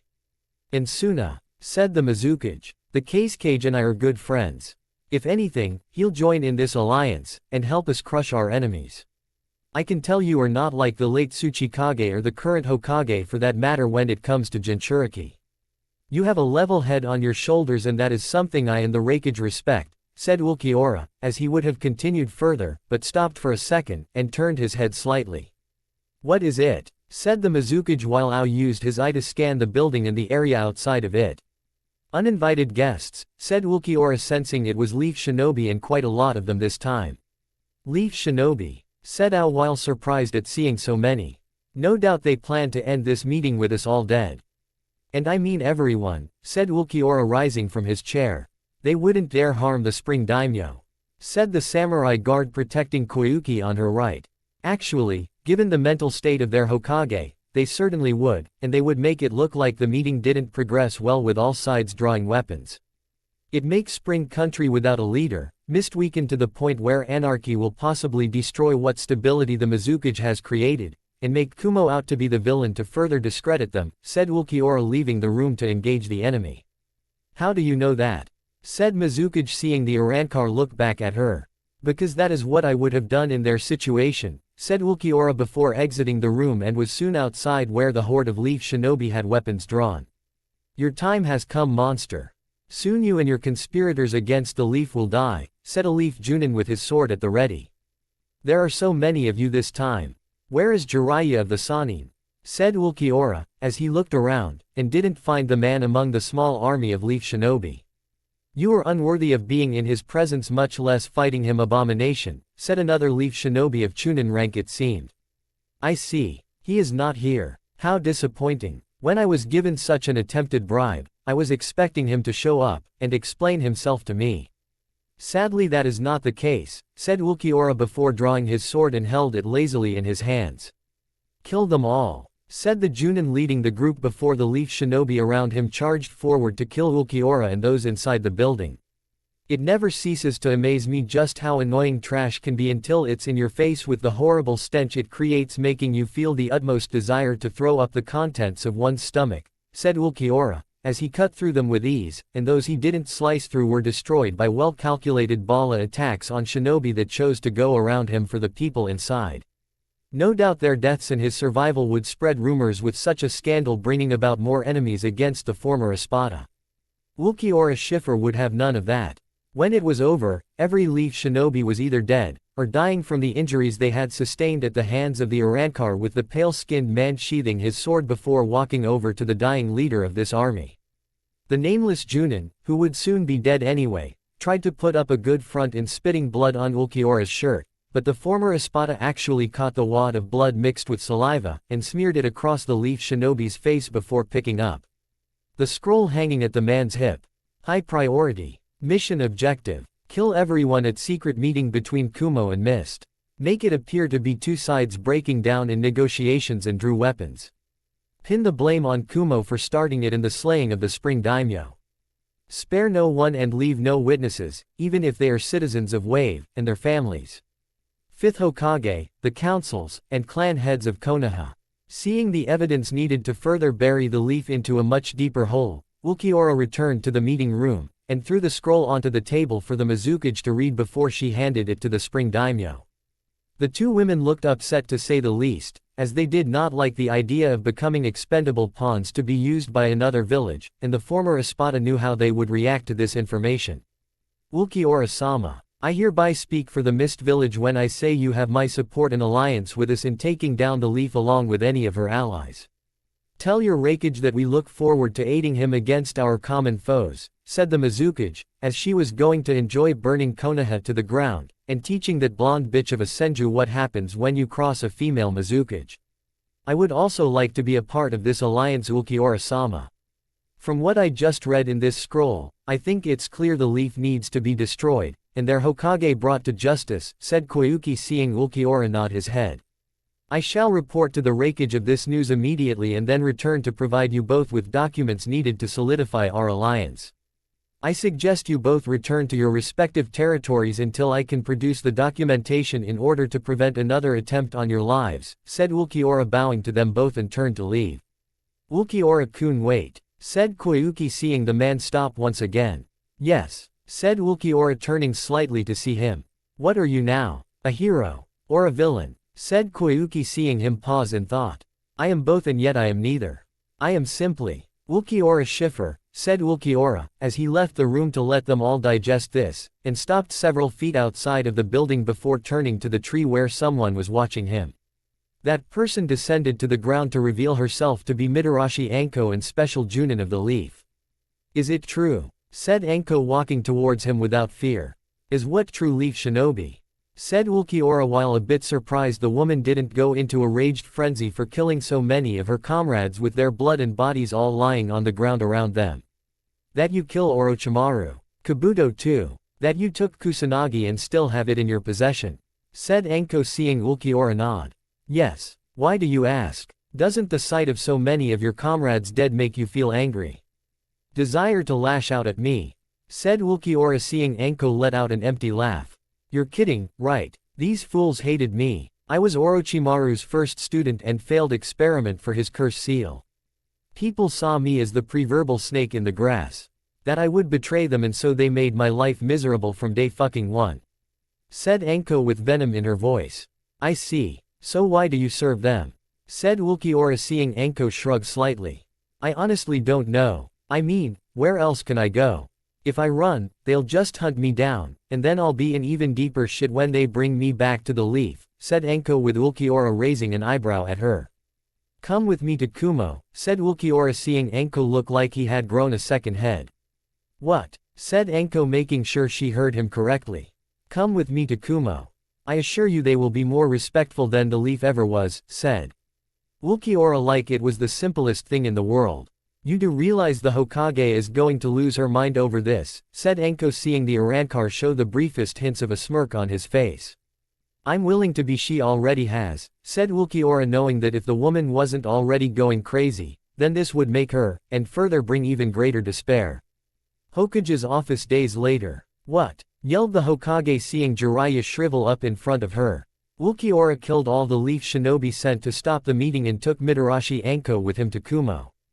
I barely survived the encounter, said Jiraiya, knowing his lie now embedded in the truth was going to possibly bite him in the ass later, but considering how he had already betrayed Tsunade already, he might as well run with it, and see how far things would go before she caught on.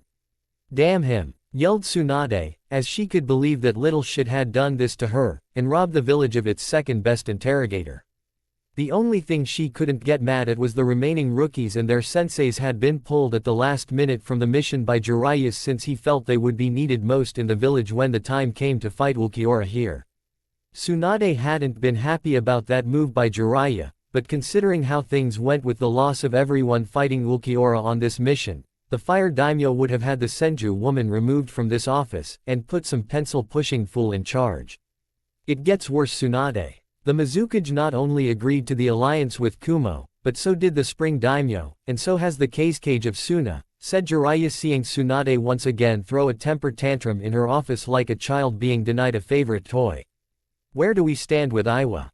Said Tsunade after calming down a bit. They're in this to the bitter end. The death of their beloved Tsuchikage has made the new one. The old man's granddaughter has basically gotten everyone in Iwa to swear a blood oath to kill Ulquiorra, and all those that side with him, said Jiraiya seeing Tsunade was at least pleased with that piece of information. Good. I'm going to crush that brat if it's the last thing I do.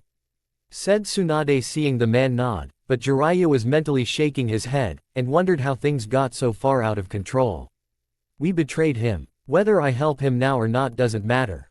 I can at least find a way to pay of a fraction of the debt I owe my godson, thought Jiraiya knowing he would have to be careful that Tsunade didn't find out. I fear for your safety, said Konan, as she stared at Pain, and saw him looking back with uncaring eyes that at one point had been filled with emotion-filled life. Your fear is noted, said Pain while ignoring the look Konan was giving him. And you are ignoring it, said Konan calmly. Ulquiorra Schiffer cannot kill me Konan. Itachi, Kisame, and the others may have fallen. But I won't, said Pain simply. What about me? Said Konan seeing him look at her for a second. What about you? Said Pain turning and seeing Konan stiffen as if struck before turning away to leave. You hurt her feelings, said Madara appearing suddenly thanks to his eyes. Should I care? Said Pain before turning to face Madara. No. Though I am a bit surprised that you don't considering the history between the two of you have together, said Madara seeing Pain's eyes narrow. That was a different person. A different man in a different life altogether. Konan is just a member of this organization and serves her purpose well. Whether she lives after this even ends is not my concern. Why she thinks it would be I don't know and I don't care, said Pain walking away from Madara. She won't. I'll make sure of that, thought Madara knowing that when this was over, all the other members of the Akatsuki were dead, and the Uchiha was the ruler of the entire world. As it was always meant to be. With Konan. Konan had collapsed onto the ground the moment she entered her private chambers, shut the door, and cried for the first time in many years since the death of Yahiko after being betrayed by Hanzo. Nagato had become Pain after that, using the Rinnegan to become the god that he was now, and taking control of AIM from Hanzo to become its new ruler. Only now he's become the very thing we fought against, thought Konan sadly knowing that everything they were doing now was hypocritical and knew Yahiko would frown upon them for falling this far. Your sadness is pathetic, said Ulquiorra appearing in front of Konan via Garganta. Come to gloat before killing me. You wouldn't be the first to try, said Konan glaring at the Arrancar before her. I don't gloat. I wouldn't know how, said Ulquiorra, as he walked towards the woman until she was within arm's reach, and saw the defiant look in her eyes. You're going to kill me no matter what I do. All I can do now is strike first and go down fighting, said Konan, as she turned her hand into a razor-sharp sword, and stabbed it at Ulquiorra's body with the tip of the weapon hitting the man's pale torso. And doing nothing to hurt him. I have been watching you for some time now Konan. In fact, I have been watching all of the remaining Akatsuki members, and found that out of all of them, you are the only one that deserves mercy, said Ulquiorra, who wasn't even intimidated by her weapon, and simply knocked it away with the paper flying everywhere while her hand returned to normal. I don't want any of your mercy or your pity. Kill me and be done with it, said Konan, as her eyes now closed, and awaited for the strike from the former Espada that would cut her down to pieces. You would turn down an offer to join me and leave for Kumo. Or missed. Why? Said Ulquiorra seeing the woman just glare at him. Because despite everything that has happened, I joined this organization out of love for someone precious to me, and if I left now, it would insulting to his spirit, said Konan, as she saw Ulquiorra looking at her with that emotionless stare, and it infuriated the woman to no end. I see. And nothing I say could change your mind, said Ulquiorra seeing the woman just shake her head no to his question. Nothing, said Konan simply. It will be quick then. I will give you that much, said Ulquiorra seeing the woman nod her head in understanding. I am ready, said Konan knowing this would be her end and soon, only darkness filled her vision when she hit the ground. With Zetsu, the plant-like missing nin was always nervous, its two sides speaking indifferently than a normal person, as the white side would say one thing, and the dark side would speak of something else in a different voice. The man was two members in one, as Pain had seen fit name him, and became the Akatsuki's key spy throughout the elemental countries due to his means of traveling to different locations throughout the world. You sense it too, said the white Zetsu nervously. Of course I do, Baka. He's here. We should warn the others, said the black Zetsu, as he knew the organization's survival was paramount to warning the others of Ulquiorra's arrival, and to properly defend themselves. You are too late, said Ulquiorra appearing behind the missing nin and slashed his head clean off with his Zanpakuto. Without another word, Ulquiorra vanished via Sonido, and went to hunt down the other two remaining members. With Pain, Nagato, the real Nagato, also known throughout the elemental countries as Pain, sat on his throne, and frowned with closed eyes when he sensed Zetsu's life force come to a very abrupt end. Madara was still on the opposite side of the base, and the Rinnegan user knew he would have known if the Uchiha had suddenly decided to just kill the key spy for the Akatsuki organization. Something is wrong. Something is very wrong, said Pain as he tried to sense Konan, but found himself unable to, and that made him even more worried. She was his protector, his shield, his last line of defense to prevent anyone from getting near him. You have no idea, said Ulquiorra appearing from the shadows of the dark room and stared at the man behind the bodies. So you've come to kill me like the others. You would challenge a god, said Pain, as he summoned all of his 6 paths, and they were ready to fight for their master. You are no god, said Ulquiorra before covering the room in thick spiritual pressure just to prove his point. This won't stop me, said Pain, as he tried to move his 6 paths, but found all of them were unresponsive, and kept trying to fight this intense feeling of dread. I already have. Once I kill you, Uchiha Madara will soon follow, and then, everyone else that deserves to die will in fact, die, said Ulquiorra before destroying the 6 paths with ease and then pointed a single finger at the extremely skinny man. I am a god, said Pain defiantly at Ulquiorra. Hardly. You don't even classify as a demigod or even a fraction of a god. Sero, said Ulquiorra, as he destroyed the man into nothing, and walked away. Only to encounter the form of Uchiha Madara, who had removed his swirling mask, and now donned his classic blood-red samurai armor he wore when fighting the Shadaime. So the Kyuubi Jinchuriki graces me with his presence and in his new form, said Madara drawing his sword while Ulquiorra just looked at him with a bored expression. I'm not him anymore. You can thank Konoha for that, said Ulquiorra seeing Madara give him an amused smile. Yes, I heard. Though why you are coming after the Akatsuki is still a mystery to me. You should be a member and help us achieve our goal, said Madara while Ulquiorra shook his head no when the man said, our goal, he really meant, my goal. You assume I hate only Konoha, much less know what it means to hate. I have long since lost my emotions and become empty inside. Konoha, Iwa, the Akatsuki, and of course you have made people suffer for personal ambition. Are you curious to know what it is that all three have in common? Said Ulquiorra seeing Madara still looking amused. Oh, by all means Ulquiorra-san, please tell me, and reveal the truth, said Madara in an almost mocking manner. You are all spineless trash. Cowards at the lowest level for fearing something so trivial as death and judgment, said Ulquiorra seeing Madara's smile leave him and turn into a scowl. You know nothing, boy, said Madara seeing Ulquiorra raise an eyebrow at him. I know enough. I know you fought the Shadaime Hokage for the right to be ruler of the village and was defeated in battle. I know you couldn't stand the shame of losing to him and decided that being Hokage wasn't enough. You wanted more. However, the villages were all strong and powerful to easily oppose you. So you decided to wait. You let the hand of time be your weapon, striking in key places to weaken each shinobi village, but the plan set in motion hit an obstacle in the form of the Yondaime Hokage himself, and knew that the man could ruin everything, said Ulquiorra seeing Madara's eyes narrow. You know quite of information for someone who shouldn't, said Madara accusingly at the Arrancar. Kyuubi told me some things went together. As for the rest, you were quite the blabbermouth too. My parents while I was Uzuamki Naruto, and didn't know when to stop your senseless gloating. The Kyuubi himself told me of your humiliating defeat at the hands of the Shadaime Hokage and he even laughed about it when we had conversations together. You are such a pathetic creature, Madara. The word trash doesn't even define you, said Ulquiorra, seeing the man become infuriated at his words. You dare disrespect me? You should know your place, boy. I have lived for well over 100 years and I have more power in my finger than you do in your entire body, said Madara before he found himself hitting the floor from the spiritual pressure Ulquiorra had released upon him, and unlike last time, this was several times stronger. You mean this power? The same kind of power that has you at my mercy. I have lived far longer as Ulquiorra Schiffer than you have as Uchiha Madara. You see, Hueco Mundo is different in terms of time and space when compared to this world of the living.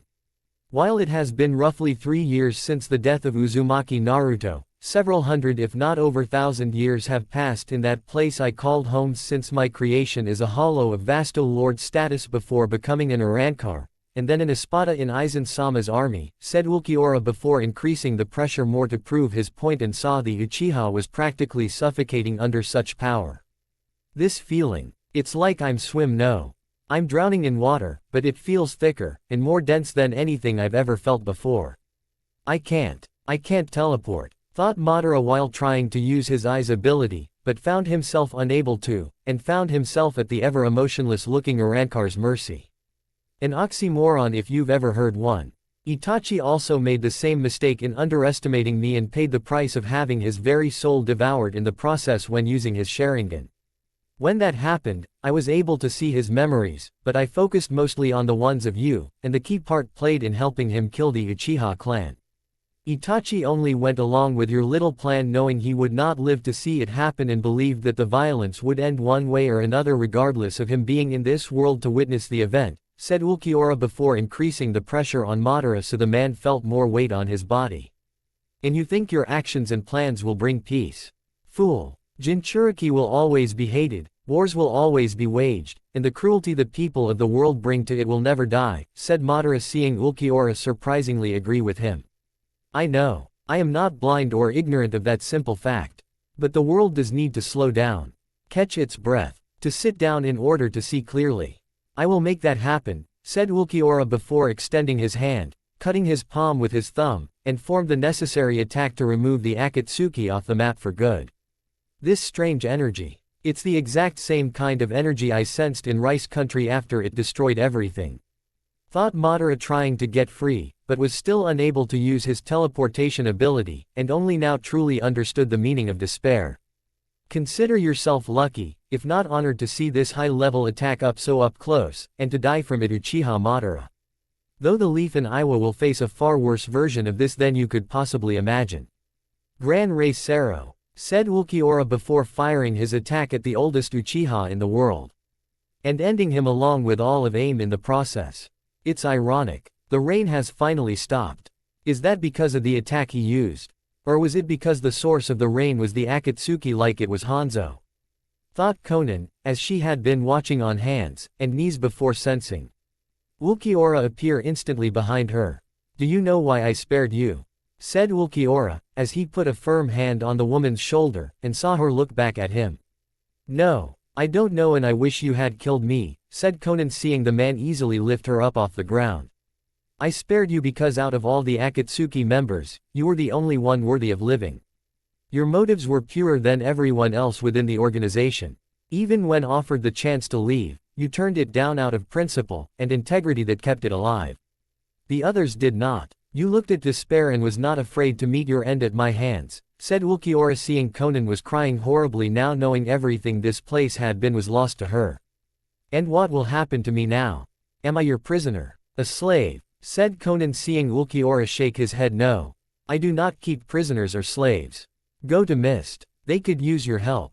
They know what it means to suffer and could use your experience in how to endure it. They will grow stronger with your help, said Ulquiorra, seeing Konan look surprised by this. And the Mizukage will just let me in. Does she know I was a member of the Akatsuki?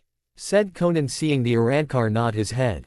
I have already told the Mizukage to expect you, said Ulquiorra before opening the Garganta and walked into it. Don't expect me to thank you for this. Even if what you did is for the best. I can't just accept what has happened, said Konan, to see Ulquiorra look back at her for a second while the Garganta was closing. I don't expect you to thank me for this. What I expect, is for you to survive, endure, and grow stronger from it, said Ulquiorra before vanishing from sight. Hokage's office sometime later. Damn that baka, said Tsunade, as she slammed her fist on the desk after reading the report of AIM's destruction, and the destruction was eerily similar to how Rice Country met its own end. She had been busy trying to prepare a possibly strategy aimed at fighting Ulquiorra and his allies while sharing information with Iwa on how to defeat the Arrancar. The planning was not showing much if any promise, and Iwa's temper was running short to a degree that it could rival the Hokage's own. Some things never change, you old hag, said Ulquiorra appearing via Garganta while seeing the Hokage rise from her chair ready to fight. Anbu, said Tsunade before her guards appeared and surrounded the Arrancar.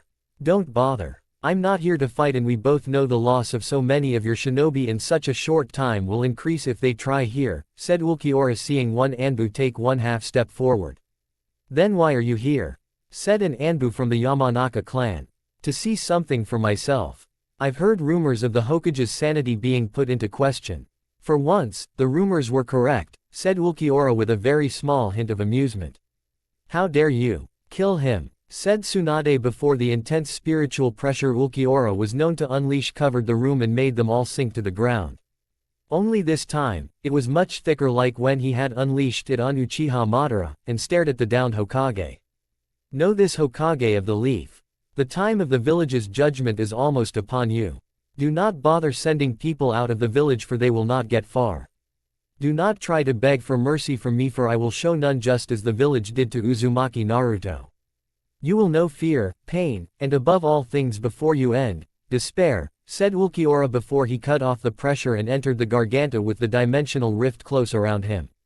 Tsunade-sama, are you all right? Said Shizune running into the office after she had sensed what had happened in the room, but the spiritual pressure kept everyone in the tower completely immobilized, and unable to do anything.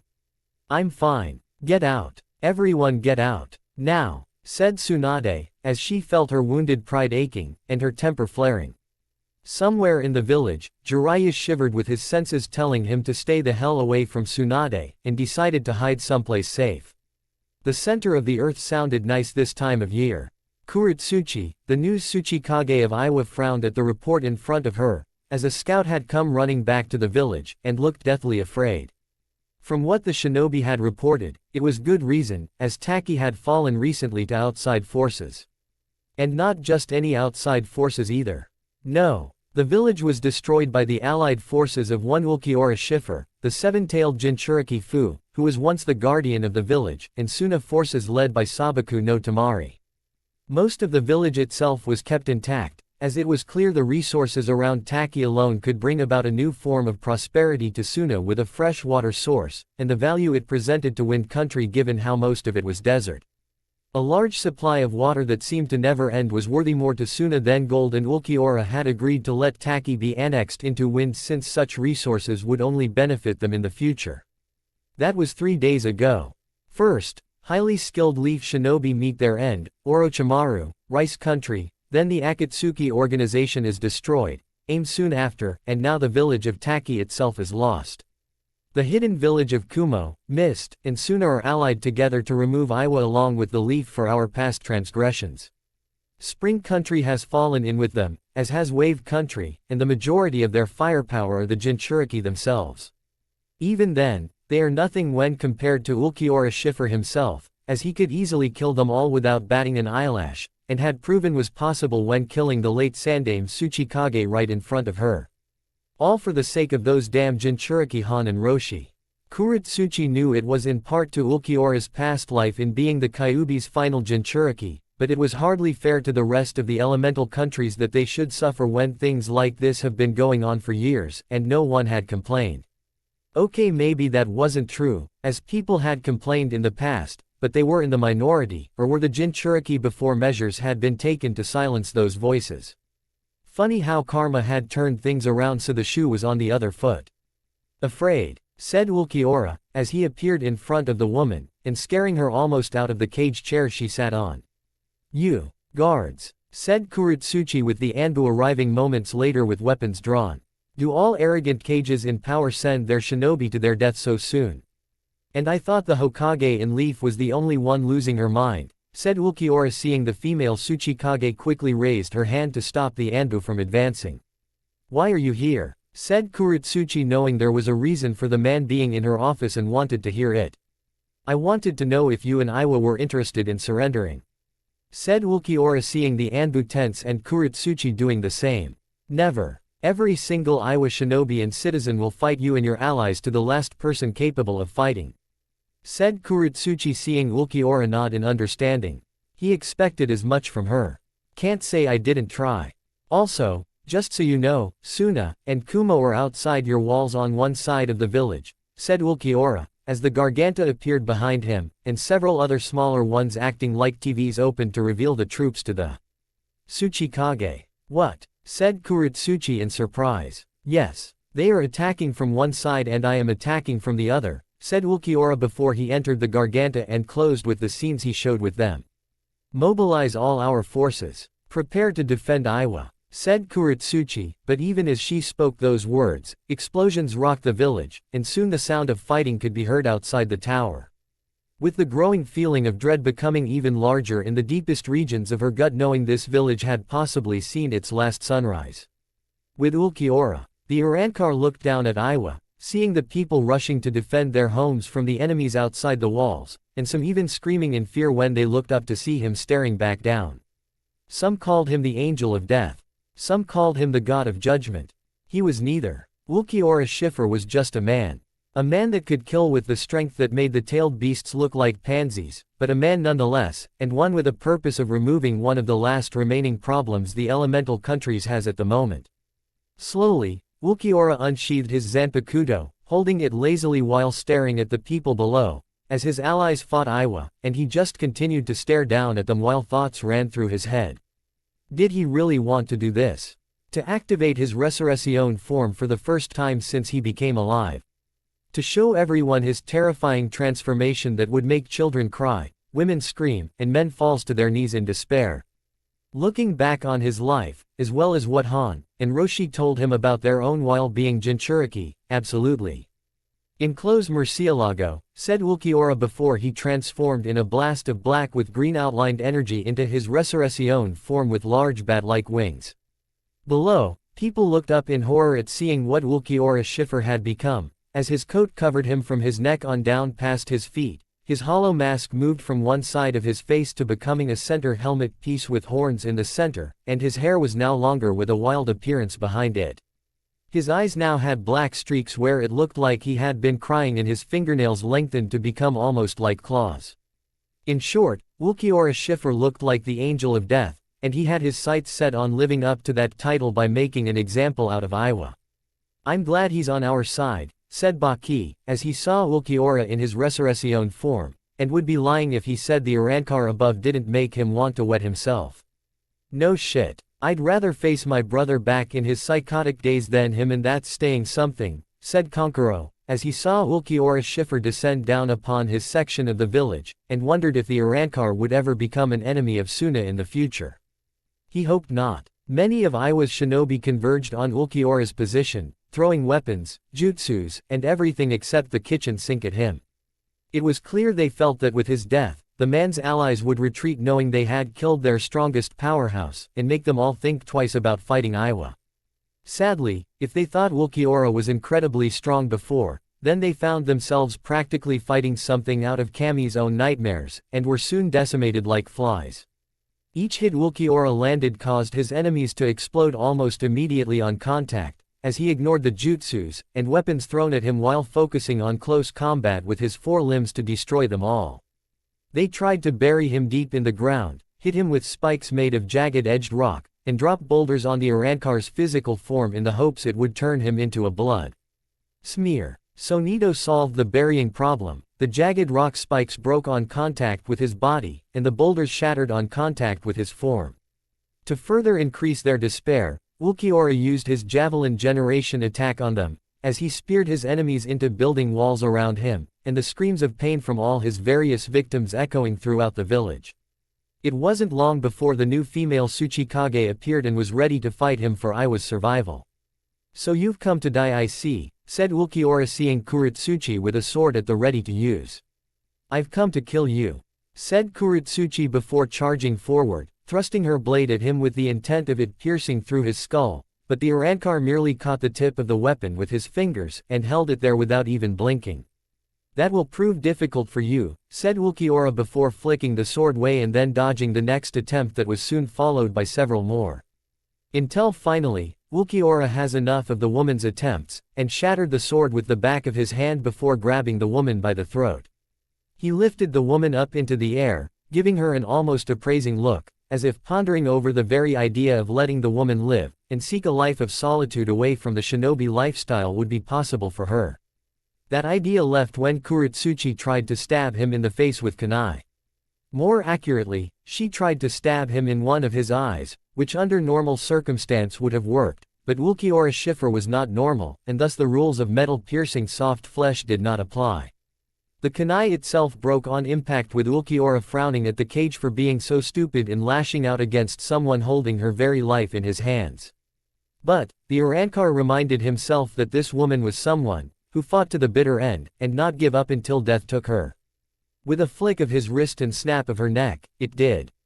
The rest of the fighting had ended soon after with the death of Iwa's Tsuchikage, as the people surrendered soon after word spread of the woman's death, and the spoils of the village were divided up between them evenly.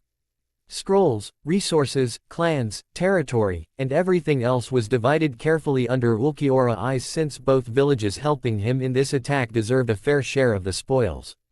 After the village was emptied, Ulquiorra in his resurrection form went into the air, and pointed his right index finger at the empty place, with his power becoming extremely thick. Normally the Arrancar wouldn't use this kind of Sero attack, but given the fact the Leaf and the Hokage were no doubt witnessing this event in their own way, a statement of what was to come demanded such a thing be done. Okay. What's he doing, and I feel like crapping my pants, said Konkuro, watching from a safe distance with everyone else. Sero Escuras, said Ulquiorra before firing his Sero that shot out of his finger with a black-colored beam with a thin green outline being unleashed on the empty village. By Kami, said Baki, as he was in shock at seeing the destruction Ulquiorra had caused to what was once Iwa. Okay. I just crapped my pants, said Konkuro before discreetly leaving the shinobi army to clean himself away from eyes that could use it as blackmail against him. Quite a few shinobi did the same. Konoha days later. Iwa was destroyed. That fast? Impossible, said Tsunade, as she had allied with Iwa in order to combat Ulquiorra, and his allies seemingly getting stronger by the second. Yeah, the guy apparently transformed, grew wings, bone-like helmet with horns, and after it was all over, he blew the entire village away with a single attack. He whispered it, but the name of the attack was Sero Escuras, from what I have been told, and much worse than what he unleashed on Rice Country, said Jiraiya, seeing Tsunade becoming more fearful at that news. We have to evacuate as many as we can from the Leaf. Hide them in a secret location and prepare them with a means to one day take that damn brat down, said Tsunade, as she wasn't about to have the Leaf meet the same death as Iwa, and not have some kind of plan set in motion to kill Ulquiorra before rebuilding the Leaf. Not possible. It's out on what we've done to Naruto. No one wants anything to do with us. None of the elemental countries will let anyone from Fire Country cross over into their territory, and the Fire Daimyo has basically decreed we're banned from relocating anyone out of the village. Even I'm banned from leaving Fire Country, or the Leaf for that matter, said Jiraiya while seeing Tsunade slam her fist into the desk in anger. So we're supposed to die here? To just be exterminated? Like vermin, said Tsunade, as she glared at Jiraiya, and he just shrugged. What did you expect the people in the elemental countries currently in power of their own territories, Tsunade? They heard what we did to Naruto. The people he reached have had enough of people like the ones in Taki, Iwa, and Leaf abusing Jinchuriki. Suna has long since abandoned the policy after Gaara became Kazekage and Kumo changed things before that. What did you expect would happen when Naruto died? That those that cared about him would let us even get away with it? Said Jiraiya, seeing Tsunade glare at him. I don't care what those fools think. They are all the same. They care, are compassionate, and act like naive fools thinking that they know better than people like me. I'm a Senju, I'm a Sannin, a shinobi, and I'm the Hokage of Konoha like my grandfather before me. I don't give a damn what those insignificant bakas think of Naruto. I will not be judged by such weak morons, said Tsunade seeing Jiraiya run a hand through his long hair. You may be Hokage of Konoha for the moment Tsunade, but you know damn well those people, who cared about Naruto, are not weak, and they certainly aren't morons. If we were true to the Sandaime and Yondaime's ways, we'd realize that the weak morons are in fact us, said Jiraiya seeing Tsunade had an almost insane look in her eyes. Almost insane look. How dare you call me weak? Get out. Get out. The next time I see you, it better be with Ulquiorra Schiffer's head in your hands, or I'll have your heart in mine. Said Tsunade, as she saw Jiraiya flinch knowing he had pissed her off to the very brink, and wisely left the room. This is bad Shizune. I know what you mean. It seems with each passing day, she gets worse, and I don't know how to handle it, said Jiraiya seeing Shizune nod in agreement. I know. Truth be told, I wanted to leave Konoha after Naruto-kun died, but my heart just wasn't in it, and I knew Tsunade-sama would see it as a betrayal to her. She does not take such things lightly, said Shizune knowing she had nowhere to go and fleeing from the leaf would have been impossible. Tsunade would have seen to that. You can tell that to Ulquiorra when he gets here. Though don't hold your breath if he puts a hole in your chest like he did to most of his enemies, said Jiraiya seeing Shizune shiver at that fact. Konoha front gates. I hate guard duty. Now more than ever, said one Chunin, who was feeling nervous for obvious reasons, and his partner was the same way. Same here. That Ulquiorra Schiffer guy could come out of nowhere and kill us without so much as blinking. Said the second leaf Chunin. Shut up. You'll jinx our shift, said the first leaf Chunin before seeing someone was walking towards them. And went pale when they both saw who it was. Oh shit, said the second leaf Chunin before the two hit the alarm and closed the gates to deny access. I told you not to jinx it, said the first leaf Chunin. Hey, fuck you, said the second leaf Chunin before Anbu arrived and they explained the situation. However, no sooner had the Anbu been told of the situation did the large doors become dented from the blow landed on them by Ulquiorra Schiffer, and then go flying open on the second hit. The Arrancar began walking casually into the Leaf Village, hands in his pockets, and not intimidated in the slightest by the Leaf Shinobi swarming around him. I thank you for coming to me. I never liked hunting for trash. There is just no appeal to it, said Ulquiorra before using Sonido to appear in the middle of the swarm and easily destroyed them with few well-placed blows from his kicks he unleashed. Not once using his hands. Ulquiorra Schiffer, said Sum appearing with Hana, Kiba, and several others of her clan. Ah, the Inuzuka clan. How are you? Still doing your traditional fox hunts you enter in every year? I imagine it's not as fun anymore when the fox in question isn't an 6-year-old child just wanting something to eat, said Ulquiorra seeing Sum tense along with the other members of the clan. How do you remember that? Inoichi removed that from your mind, said Sum seeing Ulquiorra raise an eyebrow at her before raising his right hand to one of his eyes. Before removing it much to their surprise. I never forgot. I remember everything. From my time as Uzuamki Naruto to what I am now. Do you want to see those memories? You and everyone around you needs to know my pain. Everyone needs to see things from point of view, said Ulquiorra before his eye dispersed into particles and covered the air around him with the people soon screaming out in pain at seeing the Arrancar's memories. Memories of his life as Uzumaki Naruto, seeing his abuse, his struggles, the hate, and the fact Uchiha Sasuke was not the saint they thought him to be. They saw the memories of Ulquiorra Schiffer, his service to Sosuke Aizen, the killing of human beings, and every single battle the Arrancar fought. Oh Kami. Such pain. Such horror. Did we really do that to him? My mother, my clan, and the entire village. Thought Hana, as she had never joined in those hunts, but that didn't mean she was guilty by association, and saw those large green eyes were so empty inside. You really think that pathetic piece of trash could remove my memories? When I was Uzumaki Naruto, the Kyuubi made sure all my memories were duplicated in the event such a thing happened, and to ensure I never forgot the abuse of the leaf. I wanted to prove to everyone that they were wrong, but they couldn't stand the truth, and would rather live a lie to lessen their guilt, said Ulquiorra seeing Hana now shaking her head, crying, and trying to get the images out of her mind.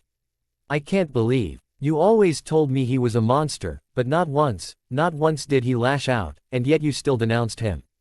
Naruto wasn't the monster you said he was, mother. You are, said Hana pointing at her own mother and walked backwards into a wall. I know I was. We were. However, it doesn't give him the right to do this now, and get his revenge, said Sum seeing Ulquiorra tilt his head to the side. You are such a hypocrite. Do you know the reason why your father ran away from your clan Inuzuka Hana? He ran because your mother threatened to kill him if he was ever seen defending me from mobs like the one Uzuamki Naruto was saved from when he was 7 years old and denying her own revenge for the loss of her aunt during the Kyuubi's attack, said Ulquiorra seeing Hana glaring now at her mother. I want nothing to do with you. I renounce myself from the Inuzuka clan, said Hana before running off with Kiba calling back to her. Hana, you turned her against the clan. Like you did with Hinata against Konoha, said Kiba seeing Ulquiorra shake his head and close his eyes. You have all done that yourself. I merely showed her the truth behind the actions of this village. It's not my fault her family is filled with arrogant trash, said Ulquiorra before feeling the presence Nara Shikaku's shadow trying to hold him in place and constrict his throat. You talk too much boy, said Nara Shikaku while trying to choke the Arrancar with his shadow strangulation jutsu, but Ulquiorra wasn't budging and showed no signs of being in pain. Maybe. Did you enjoy my past memories too? Said Ulquiorra before sensing Yamanaka Inoichi to his right. Hardly. I don't care what they show. Your time is over, said Inoichi before using his mind-shatter jutsu to attack the Arrancar, but all it did was tilt the man's head to a slight fraction, and the former Espada turned his head to look at the shocked blonde. Surprised. You couldn't kill me with that when I was Uzumaki Naruto. What makes you think you can kill me with that jutsu now? Said Ulquiorra seeing the man snarl at him before going for another jutsu, but froze when the Arrancar pointed a finger at him and saw Shikaku struggling to hold him back. I can't stop him, said Shikaku seeing Choza expand his arms and fist to large sizes before bringing both limbs down on Ulquiorra, who caught them with one hand like they were nothing. You never could from the start. Sero, said Ulquiorra, as he fired the beam of energy at Inoichi, and put a hole right through his chest where the heart would have been. Inoichi, said Choza before crying out in pain at the sudden strike from Ulquiorra in knocking them away while breaking them in the process. Fool, said Ulquiorra before turning to face Shikaku, who had retracted his shadow, and was taking several steps back. I guess this is checkmate, said Shikaku seeing Ulquiorra turn his right hand into a fist. For you, yes, Bala, said Ulquiorra before firing his attack at Shikaku and continued walking away without even looking back. Making his way to the center of the village, Ulquiorra Schiffer found himself surrounded on all sides by shinobi of every rank. Even the Uchiha was there, and of course Tsunade herself leading them with Jiraiya right beside her. Shizune wasn't with them, but the man sensed she was in the hospital, and filled with regret for the actions of her teacher. You're going to die, brat. And this time you're going to stay dead, said Tsunade seeing Ulquiorra look from her to Jiraiya to the remaining rookies. Did you tell her yet, Jiraiya? Said Ulquiorra ignoring Tsunade and focusing on the Toad Sanin in front of him. Tell me what? Said Tsunade looking from the Arrancar to Jiraiya while the Toad Sanin became nervous. Your little ambush party in Wave Country when the alliance between Kumo and Mist was being made didn't work due to my ability to sense them. I was informed of the plot well in advance by the Raikage and he got his information from one source by the name of Jiraiya the Toad Sanin, said Ulquiorra seeing Tsunade glaring at him and clearly not believing his words. Liar, said Tsunade seeing Ulquiorra shrug slightly like it was immaterial to him. Believe what you want, old hag, but I never lie, and find that the truth is the most painful weapon of all to use against you.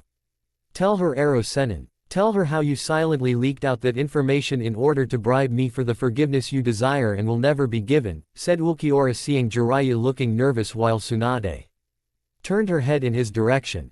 All right, I admit it. I told him because I want his forgiveness, Tsunade, and I'm not the only one. Several Chunin, and the remaining rookies are guilt-ridden over what we did to Uzumaki Naruto in the past, said Jiraiya, as his voice was filled with regret, and saw Ulquiorra draw his Zanpakuto. I'll kill you later. Right now I want this thing killed right now, said Tsunade pointing at the Arrancar. You do not regret hurting me when I was Uzumaki Naruto, your godson, at all, said Ulquiorra seeing the woman spit on the ground in front of her. My only regret is not coming back to Konoha sooner to kill you myself when you were still a damn baby. said Tsunade while Jiraiya just winced. Oh yeah, Tsunade. Like that's not going to make the situation worse, thought Jiraiya, seeing Ulquiorra's eyes narrow slightly. I see. Search your hearts for what you all value the most. For I have come to take them from you, and in every form such valuables could take shape. Enclose Murcielago, said Ulquiorra before he transformed into his Resurrección form. Oh Kami, thought Jiraiya, sensing the intense power behind the transformation and yet sensed the man was just getting started. Consider this an honor. Not even I saw my second transformation, said Ulquiorra, seeing everyone was shaking in fear at the sight of him. But it wasn't enough. Not nearly enough. You're bluffing. You couldn't possibly become even stronger than you already are, said Sasuke in disbelief at the Arrancar's words. You should at least know one thing about me by now, Uchiha Sasuke. I don't bluff. Now you will feel true despair upon witnessing my second form and see what only a handful in life have ever witnessed. Resurrección, segunda etapa, said Ulquiorra before he was once again consumed in black energy with a green outline, which after vanishing seconds later had revealed the Arrancar's terrifying form, and the thickness of his already intense spiritual pressure, making his last statement of them feeling true despair becoming real when everyone around the former Espada fell to their knees. He's a monster, thought Tsunade, as Ulquiorra Schiffer walked towards her, and gripped the woman by the throat before lifting her off the ground to look the woman dead in the eyes. You're a disgrace to your family, Senju Tsunade.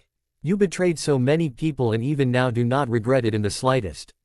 Even though some of the people in the leaf wish to redeem themselves for their past sins, I will not let them, as they are too little too late, and have no reason to grant any of you mercy, said Ulquiorra, seeing Uchiha Sasuke glaring at him hatefully while trying to fight the despair the Arrancar's spiritual pressure had created. And how exactly are you going to kill all of us? Said Sasuke, trying to stand up, but fell back down to his knees, and could almost hear the grunt of annoyance from Ulquiorra at his question. Simple. I'm going to devour your souls.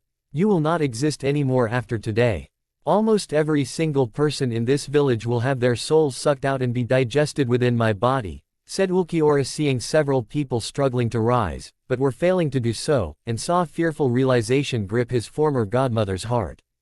Naruto. I'm sorry. Don't do this. Show mercy, said Tsunade, seeing Ulquiorra just blink once when looking at her. Naruto. I am not that human boy. I am not the naive child this village spent most of his childhood life making miserable for something that wasn't his fault. In your last breath, you say that you are sorry, but I know it is lie, and a pathetic one at that. As for mercy, there is no mercy in me to give people like you. I am despair in its purest form that you all had in creating through the boy's death. Now you will die too, only in the worst way possible, and without a means to see what lies beyond on the other side. Gonzui, said Ulquiorra, as he proceeded to suck the souls out of everyone around him, and devour them into his body. With his task done, Ulquiorra then shot a Lanza del Relampago into the air to signal Kumo, and missed, waiting not far from the village to invade Konoha. The leaf would not survive this invasion.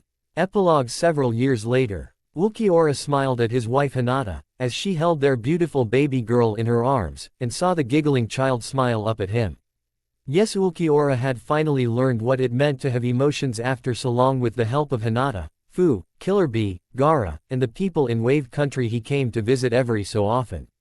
After the fall the leaf, the remains of it were divided evenly among Kumo, and mixed with the latter of the two, acquiring more in terms of clans to bulk up their shinobi forces.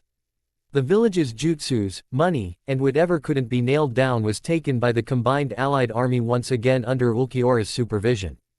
After the place was completely emptied out, the Arrancar quickly obliterated the entire village using his Cerro Oscuras, with the blast destroying everything within Konoha above, and below, with the secret root base along with all its members also wiped out too. Of course Danzo had tried to use his Sharingan eyes mixed with the Shadaime's bloodline in his hidden arm to escape, but Ulquiorra wouldn't let him, and removed the man after the Arrancar threw him into the Garganta.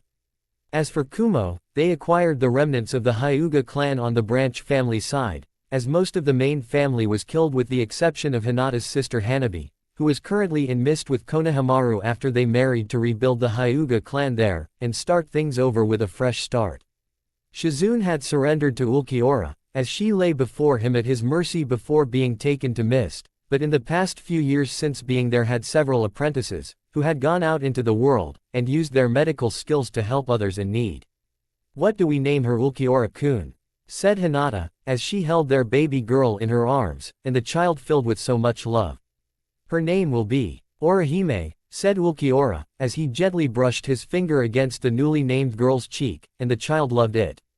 After that girl, the one, who didn't fear you in the end, said Hinata, as she saw him nod, and knew the girl had started the process for Ulquiorra to understand the human heart. Yes. How is Anko doing? I understand her mood has been less than pleasant since she began showing in her pregnancy, said Ulquiorra, seeing Hinata smile, knowing that the man before her had a hand in that. Along with Fu's too. Anko's doing okay given the circumstance. She still says it's going to be a boy and has threatened to cause you physical harm if told otherwise, said Hinata, knowing the woman was complaining each day about looking like a beached whale. And Fu is acting in a similar fashion too, only she's saying twins, said Ulquiorra while trying to think up names for his offspring. How is Han doing these days? I heard from Ayame in her letter she's pregnant and that the man is the father, said Hinata, seeing Ulquiorra nod in agreement. He is. The man loves his wife and child to death. Only a fool would come after him now, said Ulquiorra, smiling more at his daughter falling asleep. I still can't believe Roshi fell in love with the Mizukage. He's even starting his own clan with her, Conan, and just recently Shizune asked to be a part of it, said Hinata, seeing the man nod. They trusted me in bringing them the happiness they desired and I delivered on it like I promised, said Ulquiorra, seeing Hinata nod in agreement. That you did, Ulquiorra-kun. That you did, said Hinata, smiling at her husband while looking at the man's chest where his hollow hole had been. The hole wasn't there anymore. Ulquiorra Schiffer now knew what it was like to have a heart. Fin. Omake number 1. How Maida Guy and Rock Lee died.